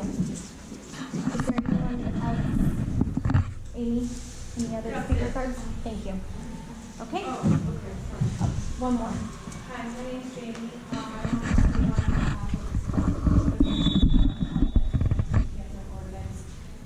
The reason a lot of folks are there is in the office because of other campaign resolutions on other blocks. So the only reason it's actually been growing a lot is because folks that are in other parts of the neighborhood are now being pushed away. LASA, I've never seen vacant offer housing. There is no housing to offer. There are no shelter beds in this district, so until they're offering of housing, I just don't think there should be absolutely any enforcement and people have simply nowhere to go. It's never effective. I've never seen it do anything except for push people off the block again and again. I also demand for housing in this district. Again, there are a lot of LGBTQI folks there. They need support. Very close to the center. And yeah. Great, thank you very much. Any other public comment? Okay. Then we will go around the table. This is the opportunity for the board members to say whether or not they support this letter. It is a request for action, So after we go around once, we will open it up for questions, asking of CD5 any questions that we have. So is there anyone that would like to speak in support or against this letter at this point at the board? Christina, I saw you first. Shelby, you're second. Yes, thank you. So I want to thank the members of Fairfax Mutual Aid for coming today. I volunteered with them months ago and kind of dropped off the face of the earth. But I just want to say that I think that we should prioritize listening to unhoused people and people who interface directly with unhoused people as opposed to people who are like watching them from a distance, feeling a bit scared, which I understand is, like everyone wants to be able to walk around their neighborhood feeling safe. However, we have seen, as they said, that sweeping them place to place with the LAPD is basically just destroys their belongings, destroys their information, like they don't have any control over that situation. They're not put anywhere except for someone else's neighborhood. So I'm sorry that you think this is not a place for an encampment. I'm curious where you think is a good place for an encampment. To me, I would love to see these people in permanent secure housing. I would love to see them in shelter beds if they so choose, but if that's not an option that's available, then the City Council's office, quite frankly, has to do better work in making those options available. So I, for one, don't support this motion because it doesn't explicitly call for the anti-criminalization of these people. Okay, thank you, Christina. Shelby? I'm in favor of this letter because we have parents with children that are going to the park, and parents have to explain to their kids what a used condom is, what a needle is. So avoid these things. They're not balloons. We have fights breaking out. This is a cry for help from the neighbors around the park because they have not gotten any type of satisfaction to correct this problem. We're not asking anyone to criminalize this. We're asking for something to be done about this, some other more suitable place for these people to be as opposed from being across the street from a park.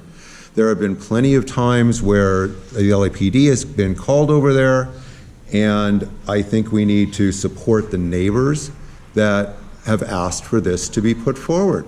They haven't gotten the type of response yet and solutions yet that they're crying out for. So I ask everyone to support this letter. Okay. All right, Matthew. I'm in support of this letter. Mitch, I don't mean to put you on the spot, but I wanted to ask from your perspective, does LAPD or do you have any information that you can share on what's been done, what could be done, or is planned to be done from police perspective? Well, yeah, I mean, we were at a meeting, we did have the care cleanup last week. It reduced some of the trash. It was not an attempt to relocate anybody from there. It was just to move them out while the debris was cleaned up. We don't want to criminalize anybody for being homeless. God, no. And we're not going to arrest our way out of homelessness. There are there are criminals in this encampment, and there are criminal activity that goes on. There are fights, there are drug use and things like that. It is on the mayor's list. When we did the cleanup, Loxa was there, Matt, myself, and our officers went through. I do not know what engagement Loxa had with the residents there. I can't speak to that. I just do know that they were there for this. There are things that are going to be put in place. We agreed that more lighting will be installed, and there will be cameras installed until housing and they're moved, they're offered places to go. But the safety of the employees at the DWP are in question. They've been attacked by the people in the encampment. So I'm sorry, I was answering the question. Thank you. Okay.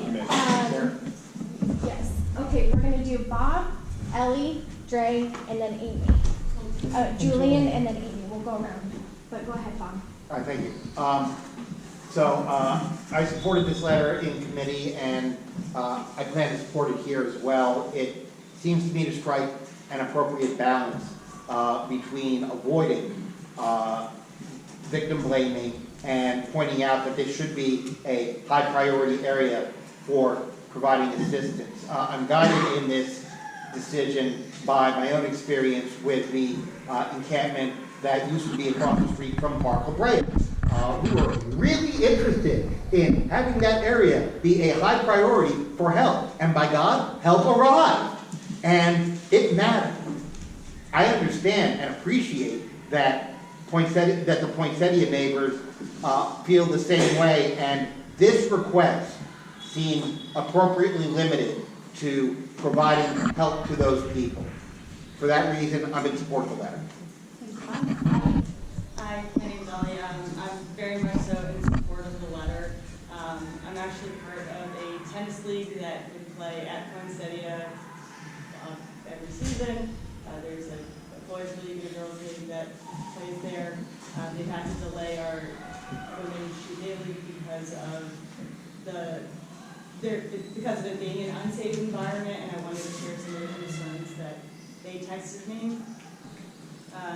For the key day league that's there now, is that some of the tennis boys have had to fight off men who have come on the court and they would shout homophobic slurs of how they're going to assault them.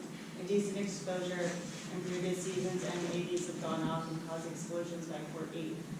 Another message from one of the other managers says, our players have had to deal with park users who have physically assaulted our players, verbal threats and harassment, masturbating in front of adults and children, defecating in public spaces, destruction of public bathrooms, leaving debris, trash, and condoms in dugouts, tennis courts, and on the field, and in general creating an unsafe environment for everyone. Thank you for your comment. Dre? I am in support of this letter and plan to vote in favor, predominantly because what I am hearing, and correct me if I'm wrong, I believe we're circling back to you, is that this letter will basically give you leverage to go to the mayor and to Katie and to these people and say that, look, we're hearing from all sides of this. We're hearing from mutual aid, we're hearing from residents. Everybody wants to uplift and support the people who are living there, and what we need from you is resources. I am alarmed to hear there are not beds in district, and I would love to see some action around. I would love follow-up on basically if we are I assume that if you are pushing this, you will intend to provide housing and services for these people, and I would love just a report back down the road on kind of where these people are being relocated to and what kind of services are coming, but I intend to support it in hopes that your office will use it to both address the concerns of neighbors and tennis players, but also provide a safer environment for people who are currently living there. We'll give you a minute to respond to anything that comes up, but Julian, you're next.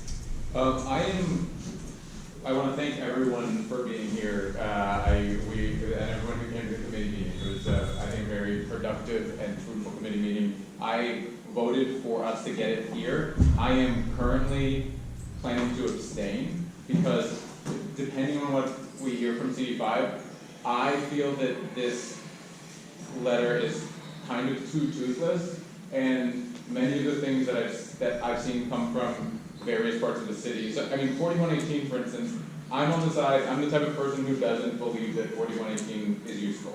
However, I've talked to a lot of people who do think that they're useful, and you know what they're upset about? That it's not being enforced. People like me don't like 4118 because we think it doesn't work. People who love 4118 don't like 4118 because they don't think it's being enforced. So I think we need to be a little bit more prescriptive with a lot of great ideas from both sides, or all sides, that came up in the committee meeting. And so I'm probably going to propose an annoying amendment that will allow. Thank you, Julian. Amy. I was the only one who voted against this, and I wanted to leave a comment to explain why.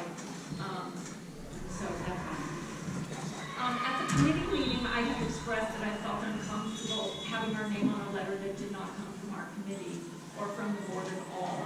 We were told it was written by a group of neighbors who have concerns about the Poinsettia Park encampment. After I went home and thought about the meeting and the comments from those neighbors, I realized my no vote goes deeper than that. And I will point out that we had one stakeholder speak against the letter. She's someone who talks to the people at the encampment and knows their names. But the letter. I will note that there was an attempt in the letter at expressing compassion for those unhoused neighbors. And the amendment we made by the committee to delete the last paragraph actually helped with that. However, I was disturbed by most of the public comments, and none of those people are here tonight. There was an utter lack of compassion and humanity in these comments, which all those stakeholders had every right to express freely. We've all heard the same kind of comments to this board before by people who think it's okay to force people on buses and dump them outside our city borders. That's kidnapping, by the way. There was such a smug certainty that these people didn't want them housed at all. And after complaining about the trash and waste, some people expressed no. Don't Amy, your time is up. Fine. Thank you. I don't approve of this letter. Thank you, Amy. Because of the people who wrote it. Okay, is there someone else? Craig. Yeah, I tend to fully support it. There's nothing in this letter that's asking the city council to criminalize homeless. We're asking them to get them the help that they need. And with Julian, I would also like to make one amendment that we include Supervisor Lindsay Horvath's office, because the county is the department where mental health services are supposed to come from. Okay. That can probably be accepted, right? Is there anyone else that would like to make comment? Nick. I just want to say that I don't think this problem is ever going to be solved until we build housing, public housing, not profit-based, profit-motivated housing, but housing that is there to stop the well-being of people who are in the most desperate circumstances. If we don't have that, and this passes, and they sweep people out of the park, they will eventually come back, as demonstrated by the fact that they were there before. Thank you, Nick. Is there further comments? Just one point of clarification. Yes. Did the photographs get submitted into the file? No, they did not. Okay. That's my fault. I told Shelby I don't know how to do this. I'm sorry. That's okay. And I didn't know the protocol. Okay, at this point in time, I would like to turn it over to the CD5. We're going to give you about 5 to 7 minutes. What I really would like to hear from you is answer the questions that people might have, but really we're asking if this is a request for action. So we would like to know what you guys are doing in order for us to be able to vote on this with the full information in front of us. Yeah. Well, hi everyone. Matthew Tinchava, I'm the Director of Outreach for Haiti Response Markets, CD5. So just so everyone knows what my day looks like, my job is obviously I coordinate some of the outreach going on with our service providers, obviously LASA, and also the sanitation department when they do the care programs. But also, I'm a staff too right now, so it's myself, Warren Jackson, and we go out there and we do basic outreach to try and get folks connected. So we're not just sitting in an office, just making these orders and having an outreach and go out there. We're actually face-to-face with all these individuals. You know, I see Fairfax Mutual Aid a lot, I have a good relationship with them. And we have just a basic understanding of who these people are in these encampments. I do see some of the concerns of some of the neighbors, the parks, what's going on in the park, and that's going on in the encampment. You know, it's not a perfect community that's, you know, everyone just waited. There is a lot of issues. There's a lot of also unhoused crime going on. We had someone last week there that I had a really good relationship with that would always help us when they were doing the cleanups, help people move their stuff. He got assaulted last week, got another one coming. So I do see a lot of the ongoing crime. And many people, I would say 90% of everyone wants to go inside, wants to go indoors. So what we're doing on our end, you know, I brought it up to my chief of staff, the councilwoman, that this is a priority location for us. You know, as everyone's aware, we don't have any single adult beds in the district. You know, right now we're trying to do one on the west side when obviously we're getting a lot of position. And that's just 30 beds. So what we're utilizing is obviously the mayor's office, the Inside State program. You know, we've done it in other areas, such as Fairfax and Vicente, where we got those encampments cleared out. It wasn't perfect. There are some people that didn't get in. There where a lot of people were advocating to get in, and they got in at a later date. And there's some people that, that program wasn't a good fit for them, and they fell out. So now they're back out on the streets. And with the whole 4118, some folks did move to specific locations. Specifically Poinsettia Park, that area there. That area there, we've seen it increase, we've seen it grow. We have West Hollywood, that does push people into our side. I think William mentioned they saw the sheriff's department come and just drop people off into the encampment. It happens, and it's very unfortunate. We try our best to work with these other municipalities so we can actually get, the whole collective. Even with CD13, obviously CD13 on the other side, right? Working collaboratively with them. What I've done on our end is just advocate and also reach out directly to the mayor's office on getting an inside safe specifically for this location. We got a head count of about 25, but that obviously always changes. We've asked for reports from at least LASA on getting what they call the HMIS profile of every individual. So LASA goes out there, does an intake for each individual they offer a service. They have to document how many people are specifically in this encampment. Because as we know, there are people that go to encampments, and some of them actually are not even unhoused. They go, they stay with their friends, they do what they got to do. So we want to make sure we actually get those folks connected to those resources. We are seeing a lot of LGBTQ, trans folks there, and there are, a lot of brothers and sisters that are there, family brothers and sisters that they're literally have gotten kicked out of their apartment, a couple months ago, and are there now. So, like I said, what we're doing, we're reaching out directly to the mayor's office, trying to get the inside safe, but also trying to get in a location of where these, motels are going to be, because from past experience, we don't know where some of these motels are. Sometimes they tell them that day up, and it's not in any way trying to get this like, hey, this is where you're going, either accept it or no, you're out. We want to make sure that we're working closely with the mayor's office so we can properly communicate where folks are going, so they can make that choice. And then it would be their choice if they want to go or not. Obviously, there's going to be something that's tied with the inside safe, because as we see with inside safe, there's always some type of ways to make sure it doesn't repopulate. It can't repopulate. Because what we last thing we want to do is get everyone housed and then just some new people just show up there. We really want to try to lead with these resources and getting everyone involved, the county specifically. We are seeing, there are some mental health issues there, there's substance use issues there. I'm not a clinician myself. I don't see anyone in the sense that they need to get, potentially 5150 there or potentially go to the care courts. But I do see, folks are living outdoors. There's a lot of fear out there that takes a lot of toll on someone's mental health. So we are working closely. Like I said, I advocated. I sent out another email to the mayor's office today to give us a status update of when this potential inside safe will be and what will it look like, where will these rooms be, so we can properly message out for folks. I know last week the mayor's office was there doing an assessment. I didn't see who from the mayor's office it was, but they were out there. So I think with the news story that happened last week, I think that's kind of pushed things a little bit further. Can you elaborate on the stakeholder request to turn on the lights? Okay. So we've been meeting with park staff and LADWP staff as well. So there's a couple of options that we are looking at. So the park actually has floodlights that weren't operating, and the reason why was because residents had been complaining about the brightness of the lights.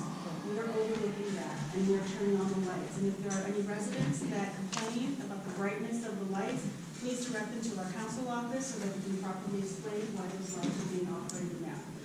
Additionally, LADWP is requesting for higher voltage lights to be, they're asking support from our office so that higher voltage lights can be installed by the entrance where most of the encampment tends to populate.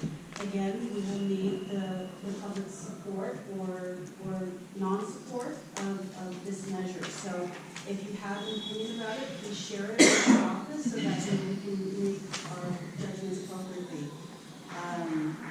Additionally, other comments that we've been receiving, so a lot of people seem to want a 4118 location And unfortunately, just so you know, it's already been pointed out, we have 0 shelter beds in this council district. And just so everyone has a little bit of perspective, we're the second most affluent council district behind CD11, which is Venice and West LA. And even they have shelter beds. So us not having any shelter beds creates incredible complication. We are the only council district with 0 shelter beds. So when the threshold is imposed on us to find shelter or housing before we can close the encampment ground, it is increasingly more difficult for us because we're constantly having to negotiate with the council district or municipalities that actually have shelter beds. As Matthew said, we are trying to open more shelter beds in this council district. In another part of the council district, obviously it's very controversial, but those are ongoing so that you know the efforts that we are taking from this office. The councilwoman had initiated an action to do an analysis on the efficacy of 4118. That report is due back any day now. It is going to be the most popular report that everyone wants to see because everybody wants to see, is it effective? Is it effective in terms of cost, enforcement, and is it actually solving the issue? Who is doing that report? Not me. The experts are doing it. And we're going to be interviewing all the people who are involved, including the people who have signs and cost, and including asking LAPD what their thoughts are and the ability in enforcing 4118. One ask that we did get from LAPD is if we could expand the 4118 to include public utility facilities, given the risk of infrastructure fires that would affect which would be catastrophic. So again, if you support or not support some measures like that, please weigh in and email me or email the city council, the neighborhood council, so that they can share those thoughts with me. So because of this encampment, Matthew, he's our director of home staffers. We actually have a team of 3 full-time staffers. One of our full-time staffers is on maternity leave. She was visiting encampment while she was pregnant up until her daughter broke. So we're waiting for her to come back because she's desperately fired back in our office. But every 2 weeks with frequency, Matthew schedules the Care Plus sanitation operations. And am I getting that real quick? So those Care Plus operations, just so that everyone is clear, those are sanitation operations for the public health of everybody in the area, including those that are unhoused. It does not prevent them from being able to come back and provide they constantly come back. Great. Thank you guys very much for that robust explanation on what's going on.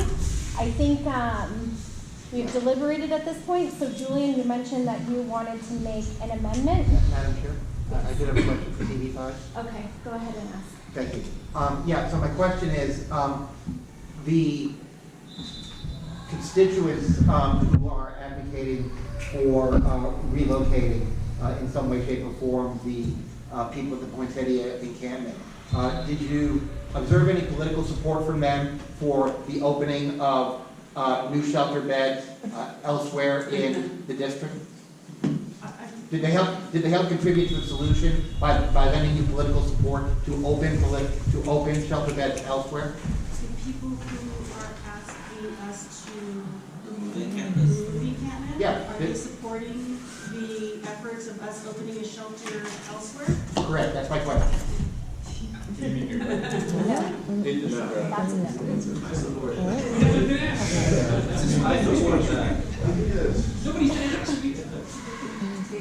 Yeah, I don't think it's rational that they would have that data.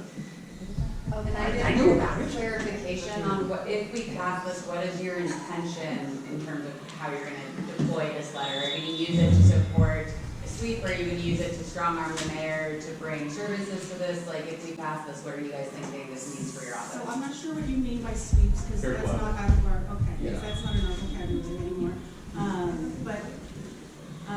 What we do with your letter is, well, so first of all, The Hearts Committee had already shared in advance a version of that letter that I think was prior to it passing through committee. So the earlier version of that letter has already been circulating in our office, so our office has full awareness of the potential request. So that's the reason why Matthew and I are here today, because in advance of that, to answer any questions, to help maybe modify or help you, with any amendments that you needed for that. But like, what are you gonna do with it if we pass it? Other than all reading it, how are you going to? We're gonna pass it on to the mayor's office to let them know that it's not just us mentioning it. We have a lot of encampments. And what will you be asking, I guess, the mayor's office? Getting beds, hotels Getting beds. for folks in the city and resources. Thank you. Ellie? I mean, are you aware of other beds in other districts, like where they need housed? Like, is that something that, like, are you saying put them in these beds here, like we have beds here, this is where they should go? So I want to clarify, other council districts that have other beds, we don't have a right to put our unhoused people in their beds. So that is our issue, because there is no mechanism that forces other council districts that have beds. They have no obligation to work with us, no obligation to help us whatsoever, and that's what's historically happened in the past. We've had one-offs where someone does want to get into a bed, and we've gotten some support from some other council offices. I think it's like 1 or 2 people wanting to go in, where we can get like a bed. Let's say we have a female that really wants to go in somewhere. I reached out to Nythia's office to get them a bed at ADH Riverside. If there's children, involved, then maybe we can help make the case that we can get a child, housed. But a lot of it, when it's an inside safe operation, it's usually tied with an entire encampment, and usually whatever motel or hotel, most of the folks in the encampment go all together. Which can be in district, the inside safe. If the Just not motels right now we gave the mayor's office kind of a spreadsheet of all of the motels that we're trying to work with, and it's really the mayor's office leads to actually finalize it. Okay, great. Michael? Two questions. I remember this board supported the supportive housing complex on La Brea and Willoughby. I was curious how that relates to this, and also, are you guys considering a Mid-Vale type solution within Mid-City West? Are there any public city-owned parking lots or anything else we could potentially convert to do something like that over here? Point 840, I think it's 849. Something like that. North Brick. That will be opening in months. We're meeting with the operators of that. But from my understanding though, we will not be able to refer any clients to that housing facility yet. Yeah, and a lot of it has to go through what they call the CES, the coordinated entry system. So in the service planning area 4 specifically, you have to get matched specifically for that actual unit. Why doesn't that count for C5 as house residents? Why is that different than like a Mid-Vale solution? Okay, I'll just take note of that. That one is permanent support housing. Oh, it's permanent. Okay. And the second question, are you considering any locations in Mid-City West, parking lots or otherwise, to do like what you're doing on Mid-Vale? We're considering a whole bunch of different options all around. Okay, will you keep us posted? Thank you. Sorry? Will you keep us posted? Yeah. Okay, Christina, Craig, is there anyone else that wants to weigh in? After that, we're going to close comment and we'll go to amendments. Yeah, so my question is kind of, Michael sort of asked part of it, but I think we would all love to know, after you saying how many times there are no shelter beds in this district, when are we getting some shelter beds in this district? Working on it right now. I feel like there's a lot of talk, there's a lot of glossing over things, there's not a lot of action.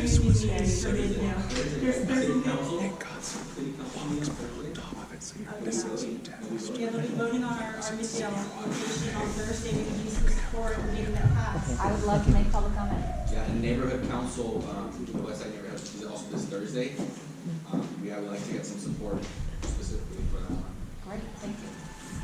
Thank you, Craig. Why doesn't the permanent supportive housing in our district count towards open beds to get people off the street in our district from other districts?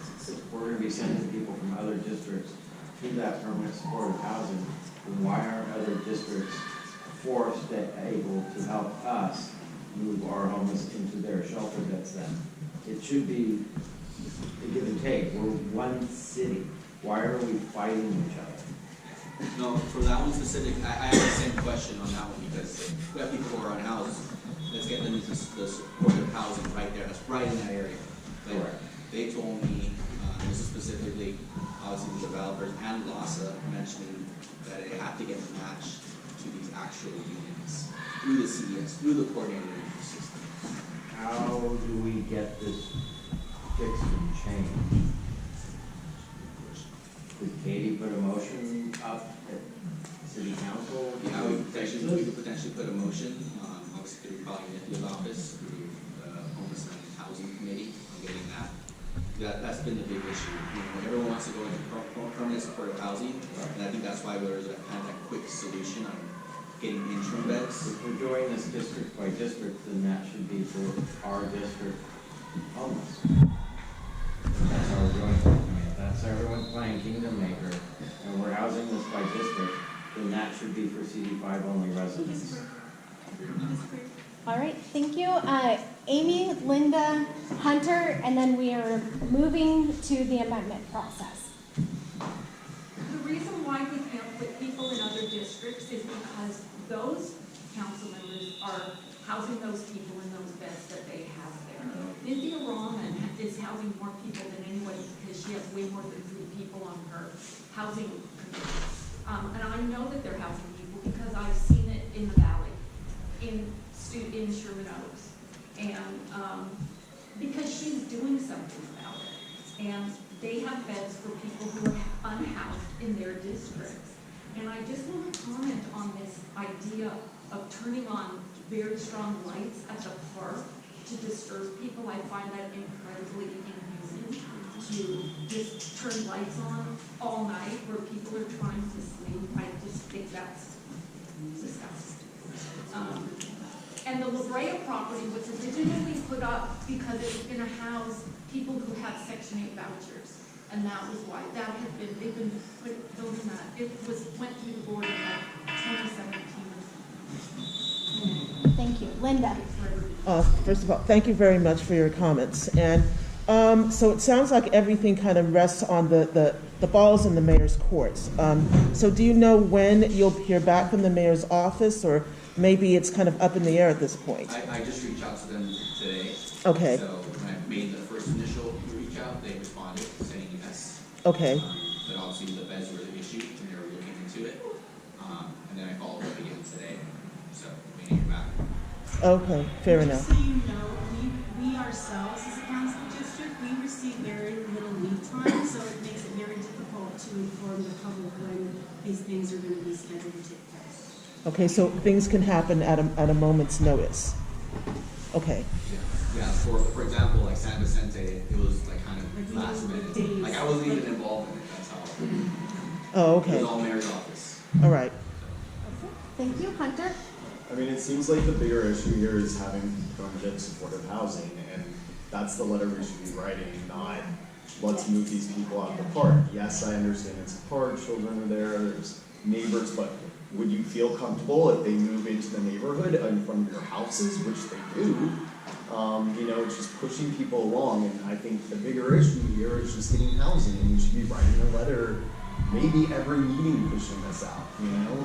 I think that's the bigger issue here, and I don't think the one part, you know, they just move, you know, that's all they do. They just move to different areas, different neighborhoods. It's not solving the issue. It's going to be in front of your house instead of the park. Are you going to be happy with that? You'll be here next week saying they're in front of my house now. I feel like there's no good solution unless we get housing, and that's that. Thank you, Hunter. All right, Julian, you had mentioned that you would like to make an amendment. Yes. I want to thank everyone again for everyone's involvement in this. What we're seeing right now is that this is, what I said at the committee meeting is the things that don't work are quick, and we feel like we need to do them quickly. The things that can work take a very, very, very long time. Everyone in this room is frustrated right now, not by how long this meeting is exclusively, but also by how insane this system is. And what I learned when we were able to do showers in the park and talk to people is that all I could do is say, hey, what do you need? And when I said, hey, what do you need? Oh, you need a phone? Let me figure out how to do that. And it takes weeks. Oh, you don't have a license? I can't get you a phone. Let me try to get you a license. So what I'm doing now is I have an amendment that is to everyone who came to the committee meeting and to this meeting, what do you need? And I put it in a paragraph, and you know that I don't agree with some of these things, and that we've been told that some of these things are inefficient, but I still think it's good to get, to put it on the record, as Matthew said. So, my amendment is, after the paragraph that ends in, this would allow them to get off the streets and into a safe and healthy environment. Do we have that? Paragraph 3. Thank you, Shelby. And yes, Shelby did have some pictures. I was not able to attach them. I truly did my best. We got the letter through, okay? No, it wasn't our committee's letter, we did it. So I would like to add a paragraph that says, we also ask that you explore and report back on the viability and effectiveness of the short and long-term solutions inquired about by our constituents, including a 4118 designation, semicolon, the providing of trash cans, sharps containers, and porta potties, semicolon, the use of discretionary funds to supplement rooms in district, semicolon, the elimination or reduction of single-family zoning, semicolon, and the designation of the site as an inside safe candidate. I can email that to you. Yeah, can you email that to Adam? Yes. Thank you. Please do. Can you read the part about single-family zoning again? Yeah, hang on. We're basically saying explore and report on these things, because these could all be part of the larger multi-pronged solution. That's what I'm saying. Not that we're advocating for or against any of these things, we just want to know how they would work to address. Julian, could you read it one more time? We also, and again, these are specifically things that came from people in the committee meeting, and it's I think they all just came from the committee meeting. We also ask that you explore and report back on the viability and effectiveness of the short and long-term solutions inquired about by our constituents, including a 4118 designation, the providing of trash cans, sharps containers, and porta potties, the use of discretionary funds to supplement rooms in district, the elimination or reduction of single-family zoning, and the designation of the site as an inside safe candidate. Okay, the motion has been made. Is there a second? Second. Henry seconded the motion. Is there any comment from the public? Okay, we'll be limiting board comment to 30 seconds for this round. Shelby? I would like to remove the single-family housing line. I don't think it's necessary. So are you in support of the amendment or against the amendment? I am against the amendment with that included. Okay, thank you. Henry, it's not a motion on the floor and it has not been recognized by the chair. Julian added the single-family zoning reduction because I suggested it at the committee meeting. I was the only general board member who was at that committee meeting, and I'm not on the committee. But I don't believe there's any serious solution to homelessness that doesn't include eliminating or at least seriously reducing single-family zoning. And so that's why I think it should at least be discussed as a possibility. I support the amendment. Thank you, Henry. Brent, and then Chris. Same as Shelby, I wouldn't support this amendment with the inclusion of the single-family language in there. I would otherwise. So. Okay. Thank you, Brent. Chris? 75% of our city is zoned single family, without reducing the amount of single family housing. Can't hear you. Sorry. 75% of our city is zoned for single family housing. Without reducing the amount of land zoned exclusively for single family homes, we will never address our housing crisis or our homelessness crisis. While I don't agree with 4118, I think all of these measures are worth studying and including in this letter. I support the amendment. Thank you, Chris. Bob? I'm going to oppose the amendment. I think it causes the letter to lose focus. I think that this letter should be tightly focused on the specific request to get help in Poinsettia Park. And while all of the potential solutions discussed in the amendment are worthy of discussion, I don't think that that discussion belongs in this specific letter. So I'm going to vote no on the amendment. Any other comments on this amendment? Christina, and then Julian. While I appreciate the spirit of this amendment, I'm inclined to agree with Bob that it does kind of widen the focus, and I feel like just kind of doesn't really do anything. Although it's well written, and I really appreciate you including all of those things, it just doesn't do it for me, so I'm gonna vote no. Sorry. Okay, and Julian. It's a little long-winded. I wouldn't say it's well-written, but I agree maybe legislatively with both of you about that, but I also think that what you have spoken about wanting to get done is done. CD5 is looking at the phones right now, but I know that they have this. Like the wanting to take care of poinsettia, it is a priority now. Success. I think the next step is actually getting them to focus on very specific things and let us know if it's viable or if they're not. So that's why I'm in favor of the amendment. Okay, thank you. Any other comments on this amendment? Trey?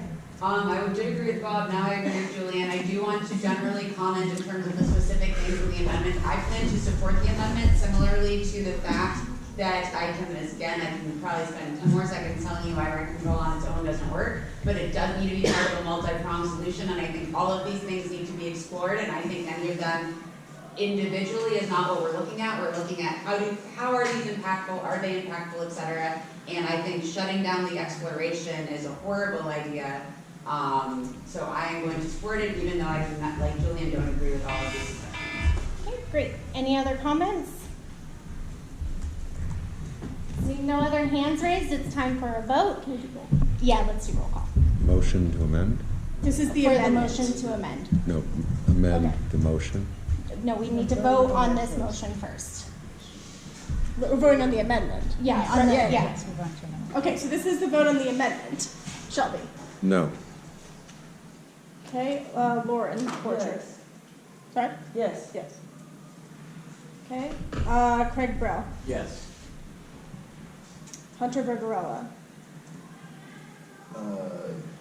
Abstain. Ted Sittadine. No.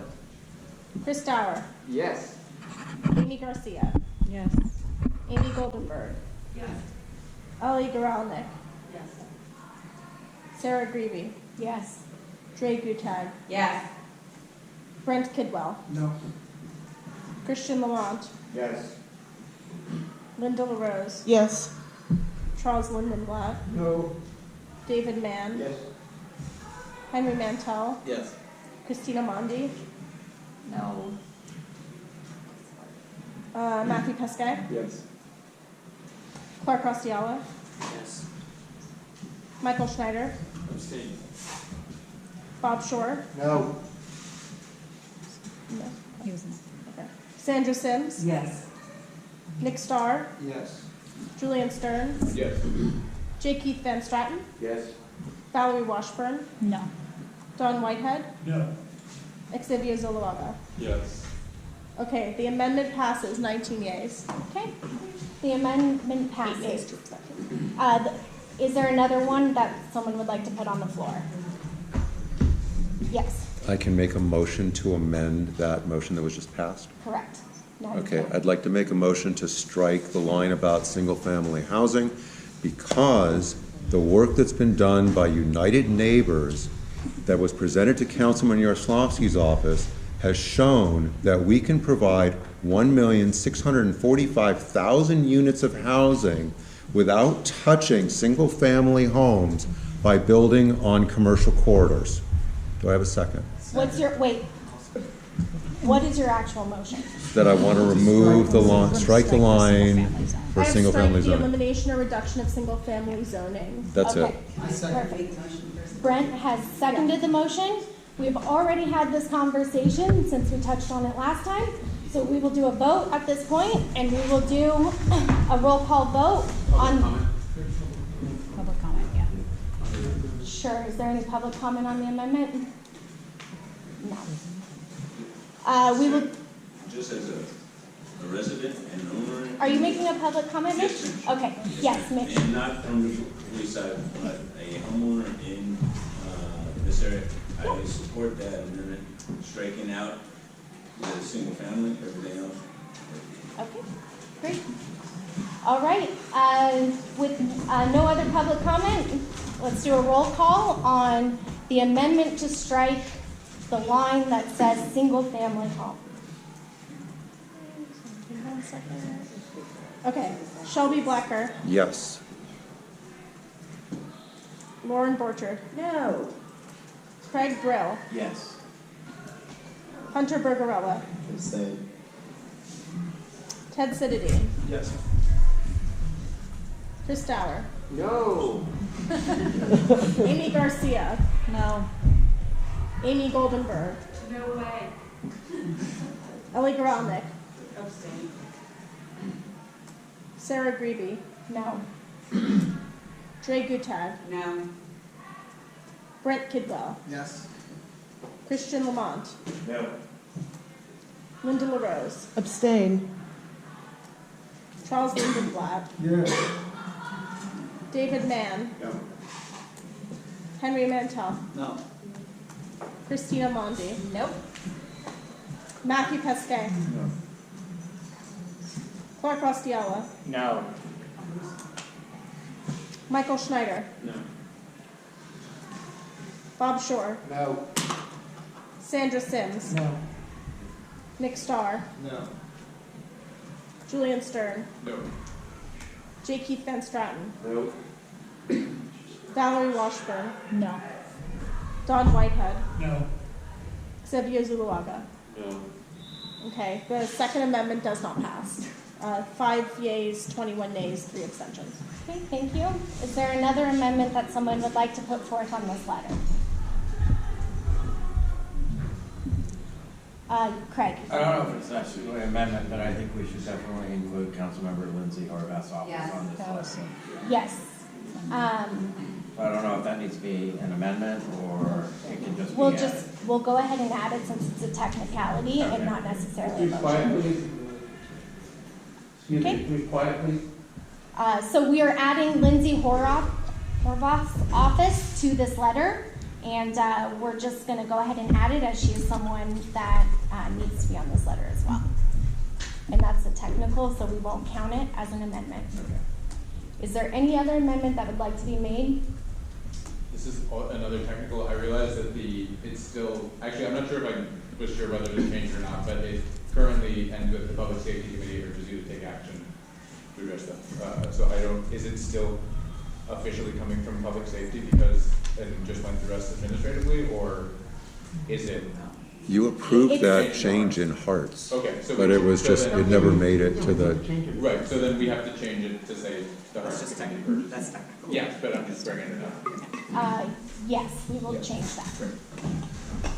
And that is technical, so we will go ahead and accept that. With no, yes. There was another technical, it's not Poncelia Park, it's Poncelia Recreation Center. Thank you.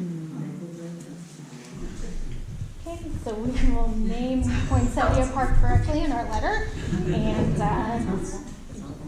okay, with no other amendments, we will be voting on the letter for request for support at this point in time. We'll do a roll call. Okay. Shelby Blacker. Yes. Lauren Borchard. Yes. Craig Brill. Yes. Hunter Bergarella. No. Ted Sididine. Yes. Chris Dower. Yes. Amy Garcia. No. Amy Goldenberg. No. Ellie Goralnik. Yes. Sarah Greeby. Yes. Dre Gutad. Yes. Brent Kidwell. Yes. Christian Lamont. Yes. Linda LaRose. Yes. Charles Lindenblatt. No. David Mann. Yes. Henry Mantell. Yes. Christina Mondi. No. Matthew Pesquet. Clark Ostiella. Yes. Michael Schneider. Yes. Bob Shore. Yes. Sandra Sims. Yes. Nick Starr. Yes. Julian Stern. Yes. J. Keith Van Stratton. Yes.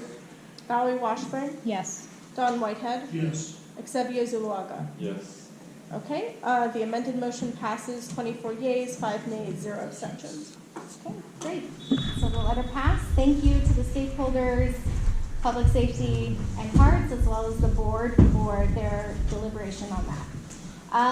Can I ask, is anyone in the audience here for the Pan Pacific Park, dog park? Okay.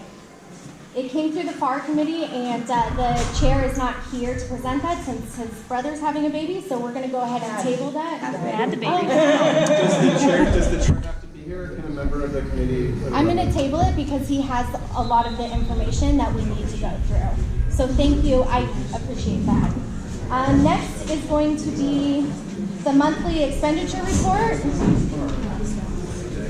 So, guys, we got to get out of here, so I need to keep the talking to a minimum.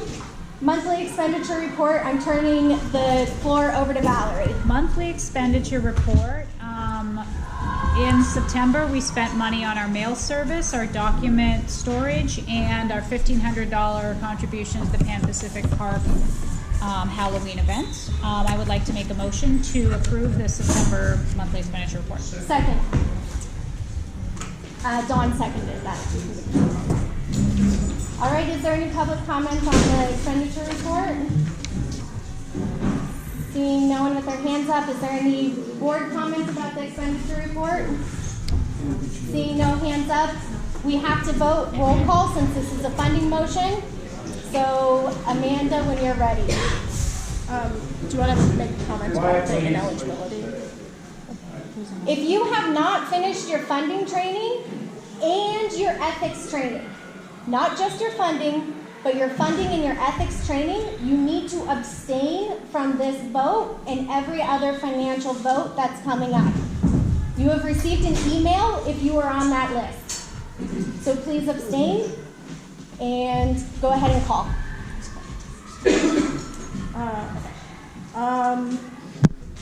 Shelby Blecker? Yes. Lauren Borchard? Yes. Ted Brill? Yes. Hunter Bergarella? Yes. Ted Sidity? Yes. Chris Dower? Yes. Amy Garcia? Yes. Amy Goldenberg? Amy? Amy? Amy. She's abstaining. Okay, go ahead and move on. Ellie Garalnik? Yes. Sarah Greedy? Yes. Dre Gutag? Yes. Frank Kidwell? Yes. Christian Lamont? Linda LaRose? Yes. Charles Lindenblatt? Yes. David Mann? Yes. Henry Mantel? Yeah. Christina Mondi? Yes. Matthew Pesquet? Eligible. Michael Schneider? Yes. Bob Shore? Yes. Sandra Sims? Yes. Nick Starr? Yes. Julian Stern? Yes. J. Keith Van Stratton? Yes. Valerie Washburn? Yes. Don Whitehead? Yes. Sylvia Zulaga? Yes. Okay, passes. Okay, great. Next item is C, discussion and possible action about the 2023-2024 administrative packet. I will turn the floor over to Valerie so she can explain. So we now have our rollover funds. We have our total budget amount for the year. It's $39,964.70. So we are able to pass a budget. That is not the placeholder budget passed by the previous board.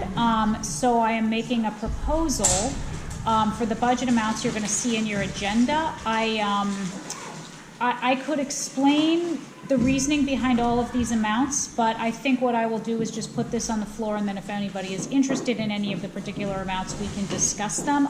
They were all devised looking at what we spent last year and anticipating certain things about what might happen this year. So I move that we pass a budget for the 2023-24 fiscal year with $19,000 for office, $8,000 for NPGs, $2,000 for city improvement projects, and the remainder, $10,964.70 for outreach. Second. The motion has been made and seconded. Is there any public comment on this motion? Seeing no hands raised, is there any board comment on this motion? Michael. This is a comment on all, but also non-controversial funding and suggestion. Last term, we started putting them on the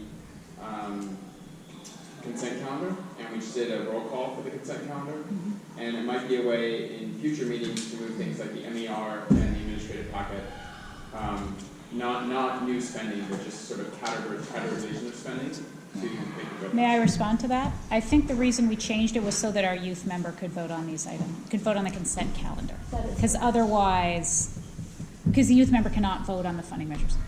And having them on the consent calendar means our clerk can't vote on anything. I value our youth member a ton. I still think it might be something to consider. Okay, thank you. Is there another comment on the budget? Yes, JD. If we end up moving to virtual meetings, I assume that will make our operational expenditures significantly less. And if so, I'd like to have an option to redistribute those funds to individual districts. I appreciate you bringing that up, JP. This is a budget that we can put in place. However, it can be amended as many possible times as we want to amend it. And we probably will end up amending it after this board weighs in on whether or not we're going to go virtual. So I do appreciate you bringing that up because it is important for everyone to know that this can be amended. Thank you. Okay, any other comment? Wow, really cleared them up. Bring out the budget, everyone's like, I'm out of here. All right, well, seeing no other hands raised on this, let's go ahead and call for a vote. It is a funding vote, so it needs to be a roll call. 1 second. Shelby Blacker. Yes.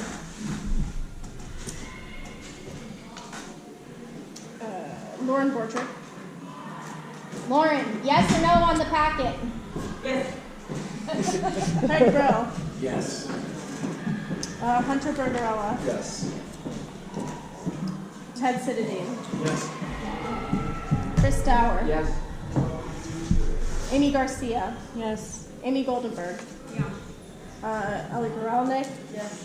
Sarah Greeby. Yes. Julia Gutag. Yes. Frank Kidwell. Yes. Christian Lamont. Abstain. Linda LaRose. Yes. Charles Lyndon Black. Yes. David Mann. Yes. Henry Mantell. Yes. Christina Mondi. Yep. Matthew Pesquet. Yes. Clark Costello is ineligible. Michael Schneider. Yes. Bob Shore. Yes. Sandra Sims. Yes. Nick Starr. Yes. Julian Stern. Yes. J. Keith Van Stratton. Yes. Valerie Washburn. Yes. Don Whitehead. Yes. Sevia Zuluaga. Yes. Motion passes. Okay, motion passes. Thank you, everyone. Next up on our agenda is discussion and possible action on spending up to $250 on items for our tabling during the upcoming LAPD Wilshire Division House on Sunday.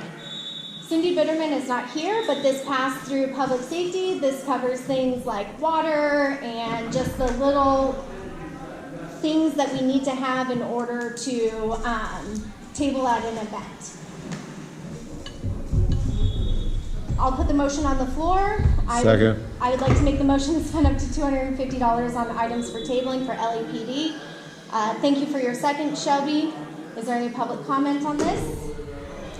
Is there any board comment on this? Okay, well, I have a board comment on it. I'm going to vote no, not because I don't think that we need items for our tabling, but I feel like the LAPD has $1 billion budget and they can give us lemonade. So I plan on voting no. Is there any other comment on this? Okay, Shelby?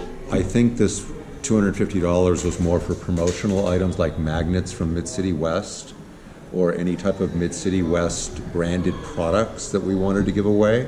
It wasn't for things like drinks that are going to be provided in great mass at this party because drinks and food will be there by various vendors that are going to be there. So if we want to spend money on magnets and other branded items to get the word out that we are here and relevant, I think we should spend this money and get some promotional items out there in front of the public. Thank you for your comment. Is there any other public comment on this spending measure? Christina?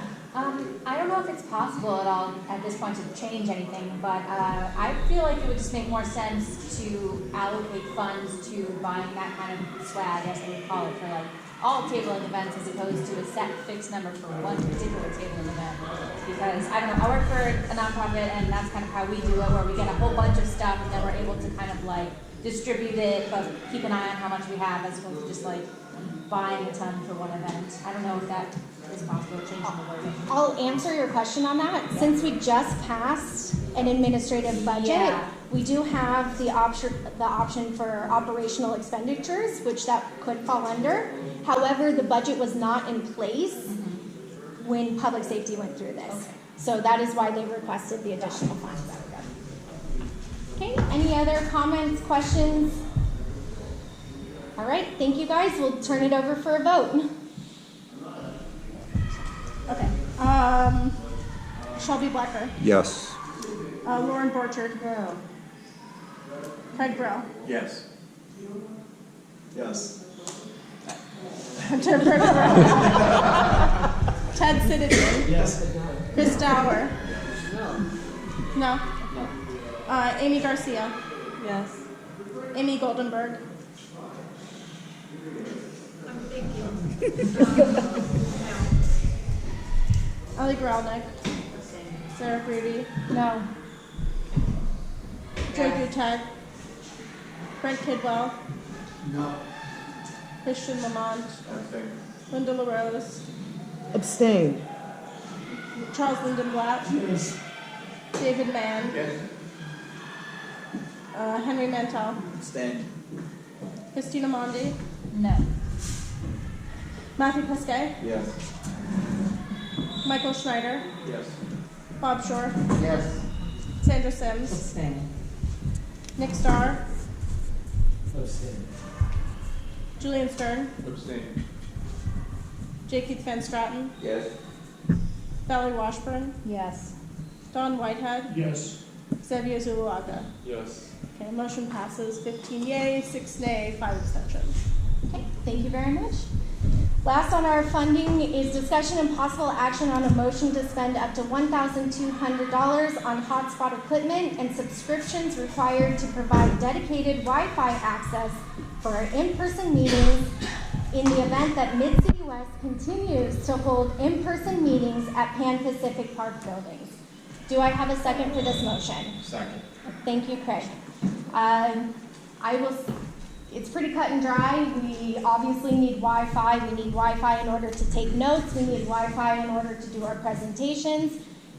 Wi-Fi is something that we definitely need. We also need the supporting gear to do it if we stay in person. So that is why it says if we continue to hold in-person meetings.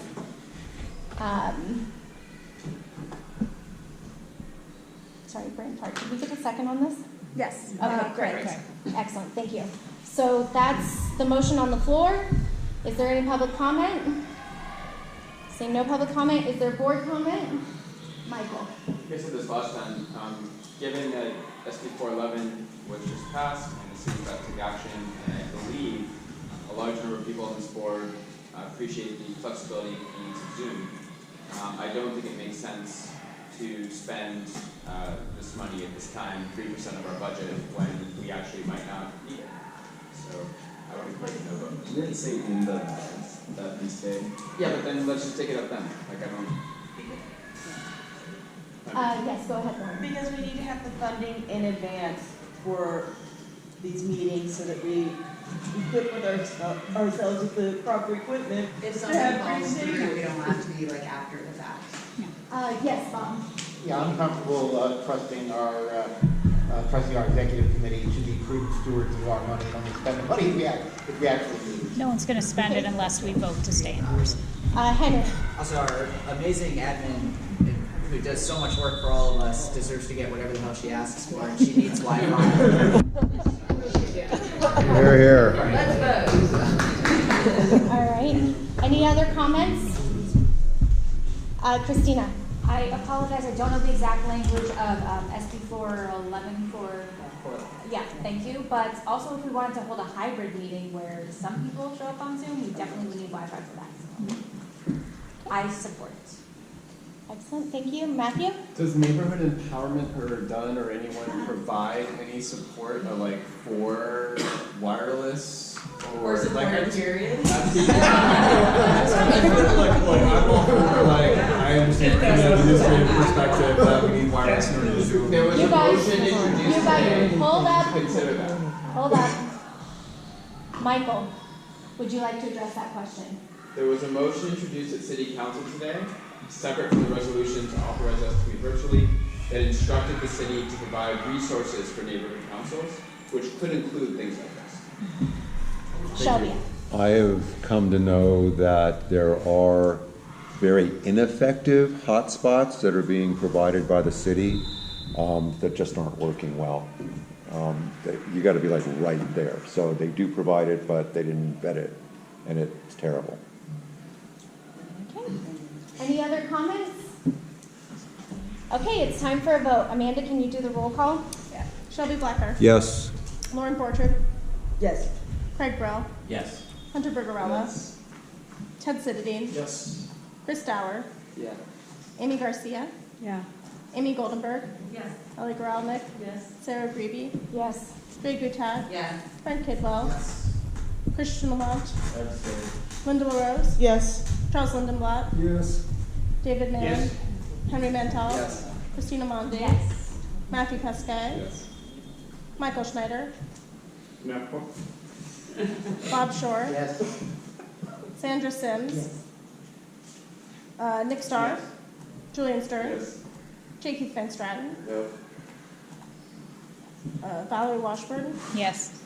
Don Whitehead. Yes. Xavier Zulaga. Yes. Okay, motion passes. Okay, great. Thank you guys for this. Are there any reports from our standing committees? I'll start with Public Safety and Wellness. And we do know that Operation Sparkle is coming up. So, Ted, would you like to tell us a little bit about Operation Sparkle real quick? Yes, Operation Sparkle, which will be guaranteed to be the best hour and a half of the weekend. It's Saturday, 9 o'clock meeting at the Starbucks at the Farmers Market, adjacent to the Grove, and going up and down 3rd Street and Beverly Street, picking up trash and addressing anything else that we need to make the neighborhood a little bit cleaner. So drop me an email if you have any questions. Hope to see people on Saturday. Thank you. Shelby. Public Safety and Wellness. On November 19th, we have our blood drive set with Cedar Sinai. They're going to be bringing the blood mobile to the park here. It'll start at 8. It'll run till 2. I have to set up cones in the parking lot at 6 a.m. to make a reserved spot for the blood mobile. So if anybody would like to help me at 6 o'clock in the morning, stand out there and with cars or whatever barricades, that would be helpful. Otherwise, I'll figure out a way to do it myself. Tell people Taylor Swift is playing there. No, we need to reserve spots away from them. The other item on public safety and wellness is we are talking about taking up a letter writing campaign to thank public agencies and other service providers in the city for their hard work. The first one that we're working on is the fire department. We're talking about doing a total of 9 letters, right, Ted? That's right.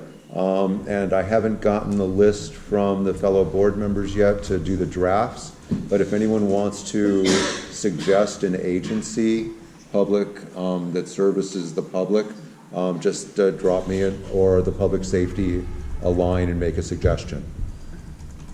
Great. Thank you, Shelby. Just one more from Public Safety. Yes. Cindy wanted me to mention, since she can't be here tonight, that we'll be at the Wilshire Police Station event on Sunday from 11:30 to 4, spreading the news about the neighborhood council. So just to follow up on our motion on that request. Excellent. Next up on the agenda is Transportation and Sustainability. Yeah, so we have our next meeting on October 25th. We're going to be taking up possible action on a letter asking for oil wells within the City West to be decommissioned. Have a discussion about security on Metro. We have 3 more CISs, ranging from an e-bike subsidy program to changing the word accident to crash to finding better ways to repair our sidewalks. And hopefully the work of my committee can proceed from the last one that we did as well. Thanks. Thank you, Michael. Would someone from the Film, Arts, and Recreation Committee like to speak? Sure. Sandra, I'll just real quickly provide 2 other things, and then the other members might have more. We have the Halloween event at Pan Pacific coming up October 31st, Tuesday. It's going to be a Haunted Mansion theme. Should be really great. Bring the family out. for that. And then also, Tal mentioned before, we're gonna have the Great Pumpkin Bash. That will be Sunday, November 5th, 10 to 2. She is looking for volunteers, so if anyone is interested to take a shift, please reach out to her or to a member of our FAR committee. And David, did you have anything else you want to add? Yeah, sure. Wanting to bring in all of the museums that are in Council District 5. And we have the Vendor Museum, which actually is located in Culver City, but they own the Berlin Wall panels, which is right across the street from LACMA, the 58 United building.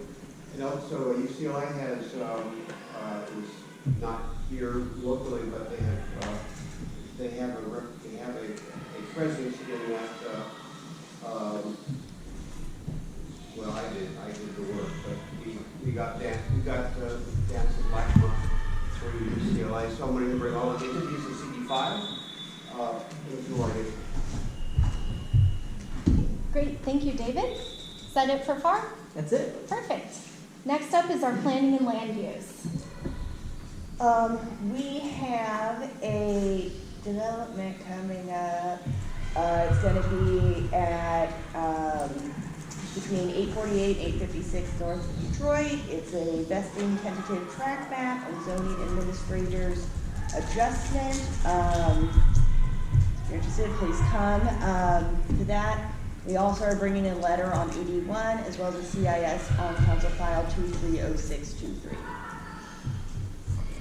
Great, thank you. Next up is civic engagement and governmental affairs. Yeah, we are going to be having our first meeting in November, date TBD, looking forward to, but we will be discussing one of the things which I'll be brought up earlier, expanding city council, etc.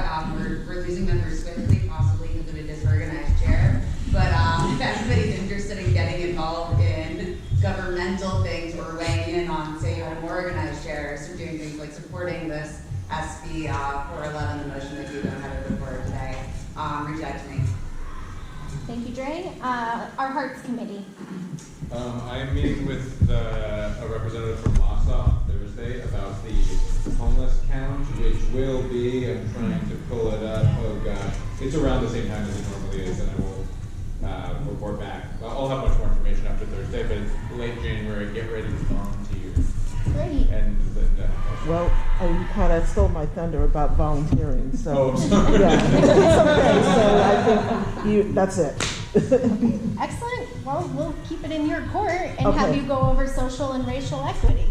So last year we had the Dia de los Muertos, and sadly we're not going to have it this year because we just got onto it's a new term, and so we didn't have enough time to plan. But we do plan to have one next year. We don't know where, but so kind of stay tuned for that. Also, thank you for mentioning something in the beginning about the Israel and everything, and we plan there. I'm sure we will plan to do some sort of statement. I don't know what, so please stay tuned. And one of the things that we've been talking about is having like maybe speakers talking about DEI related issues. So again, stay tuned. So thank you. And with the executive committee, our November meeting will be moved since it's on Thanksgiving. So please make sure that if you are planning on attending our November meeting, that you check the calendar. It will not be on its regular scheduled date. This month, we will be hearing from people that are interested in joining the board. We do have some openings that we need to fill, so we will be putting that on our agenda. If you know someone that's interested in joining the board, please have them email me. It's sgreevey, Grieve, @midcitywest.org. Which positions are open? Right now it's renters rep, and it will be at large as well. Are you still the fourth Thursday instead of the third Thursday? Yes. Because last month you were the third Thursday. Because of we changed it last month so that people could make it. We weren't going to make quorum, so we'll be on the Fourth Thursday. Yeah, that's our regular scheduled time. Okay, guys, I know it was a long meeting. Before I call to adjourn, I just want to say thank you, all of you, for really abiding by the code of conduct. I know that we had some interesting and very emotional things that we put forth in front of us today. And I do think that we all handled ourselves with really nice decorum. So I thank you guys for making sure that we follow the code of conduct. Again, we're all neighbors, and all of us are here to make our neighborhood a better place to live. So thank you. And with that, a motion to adjourn. Do I have a second? Yes. All right.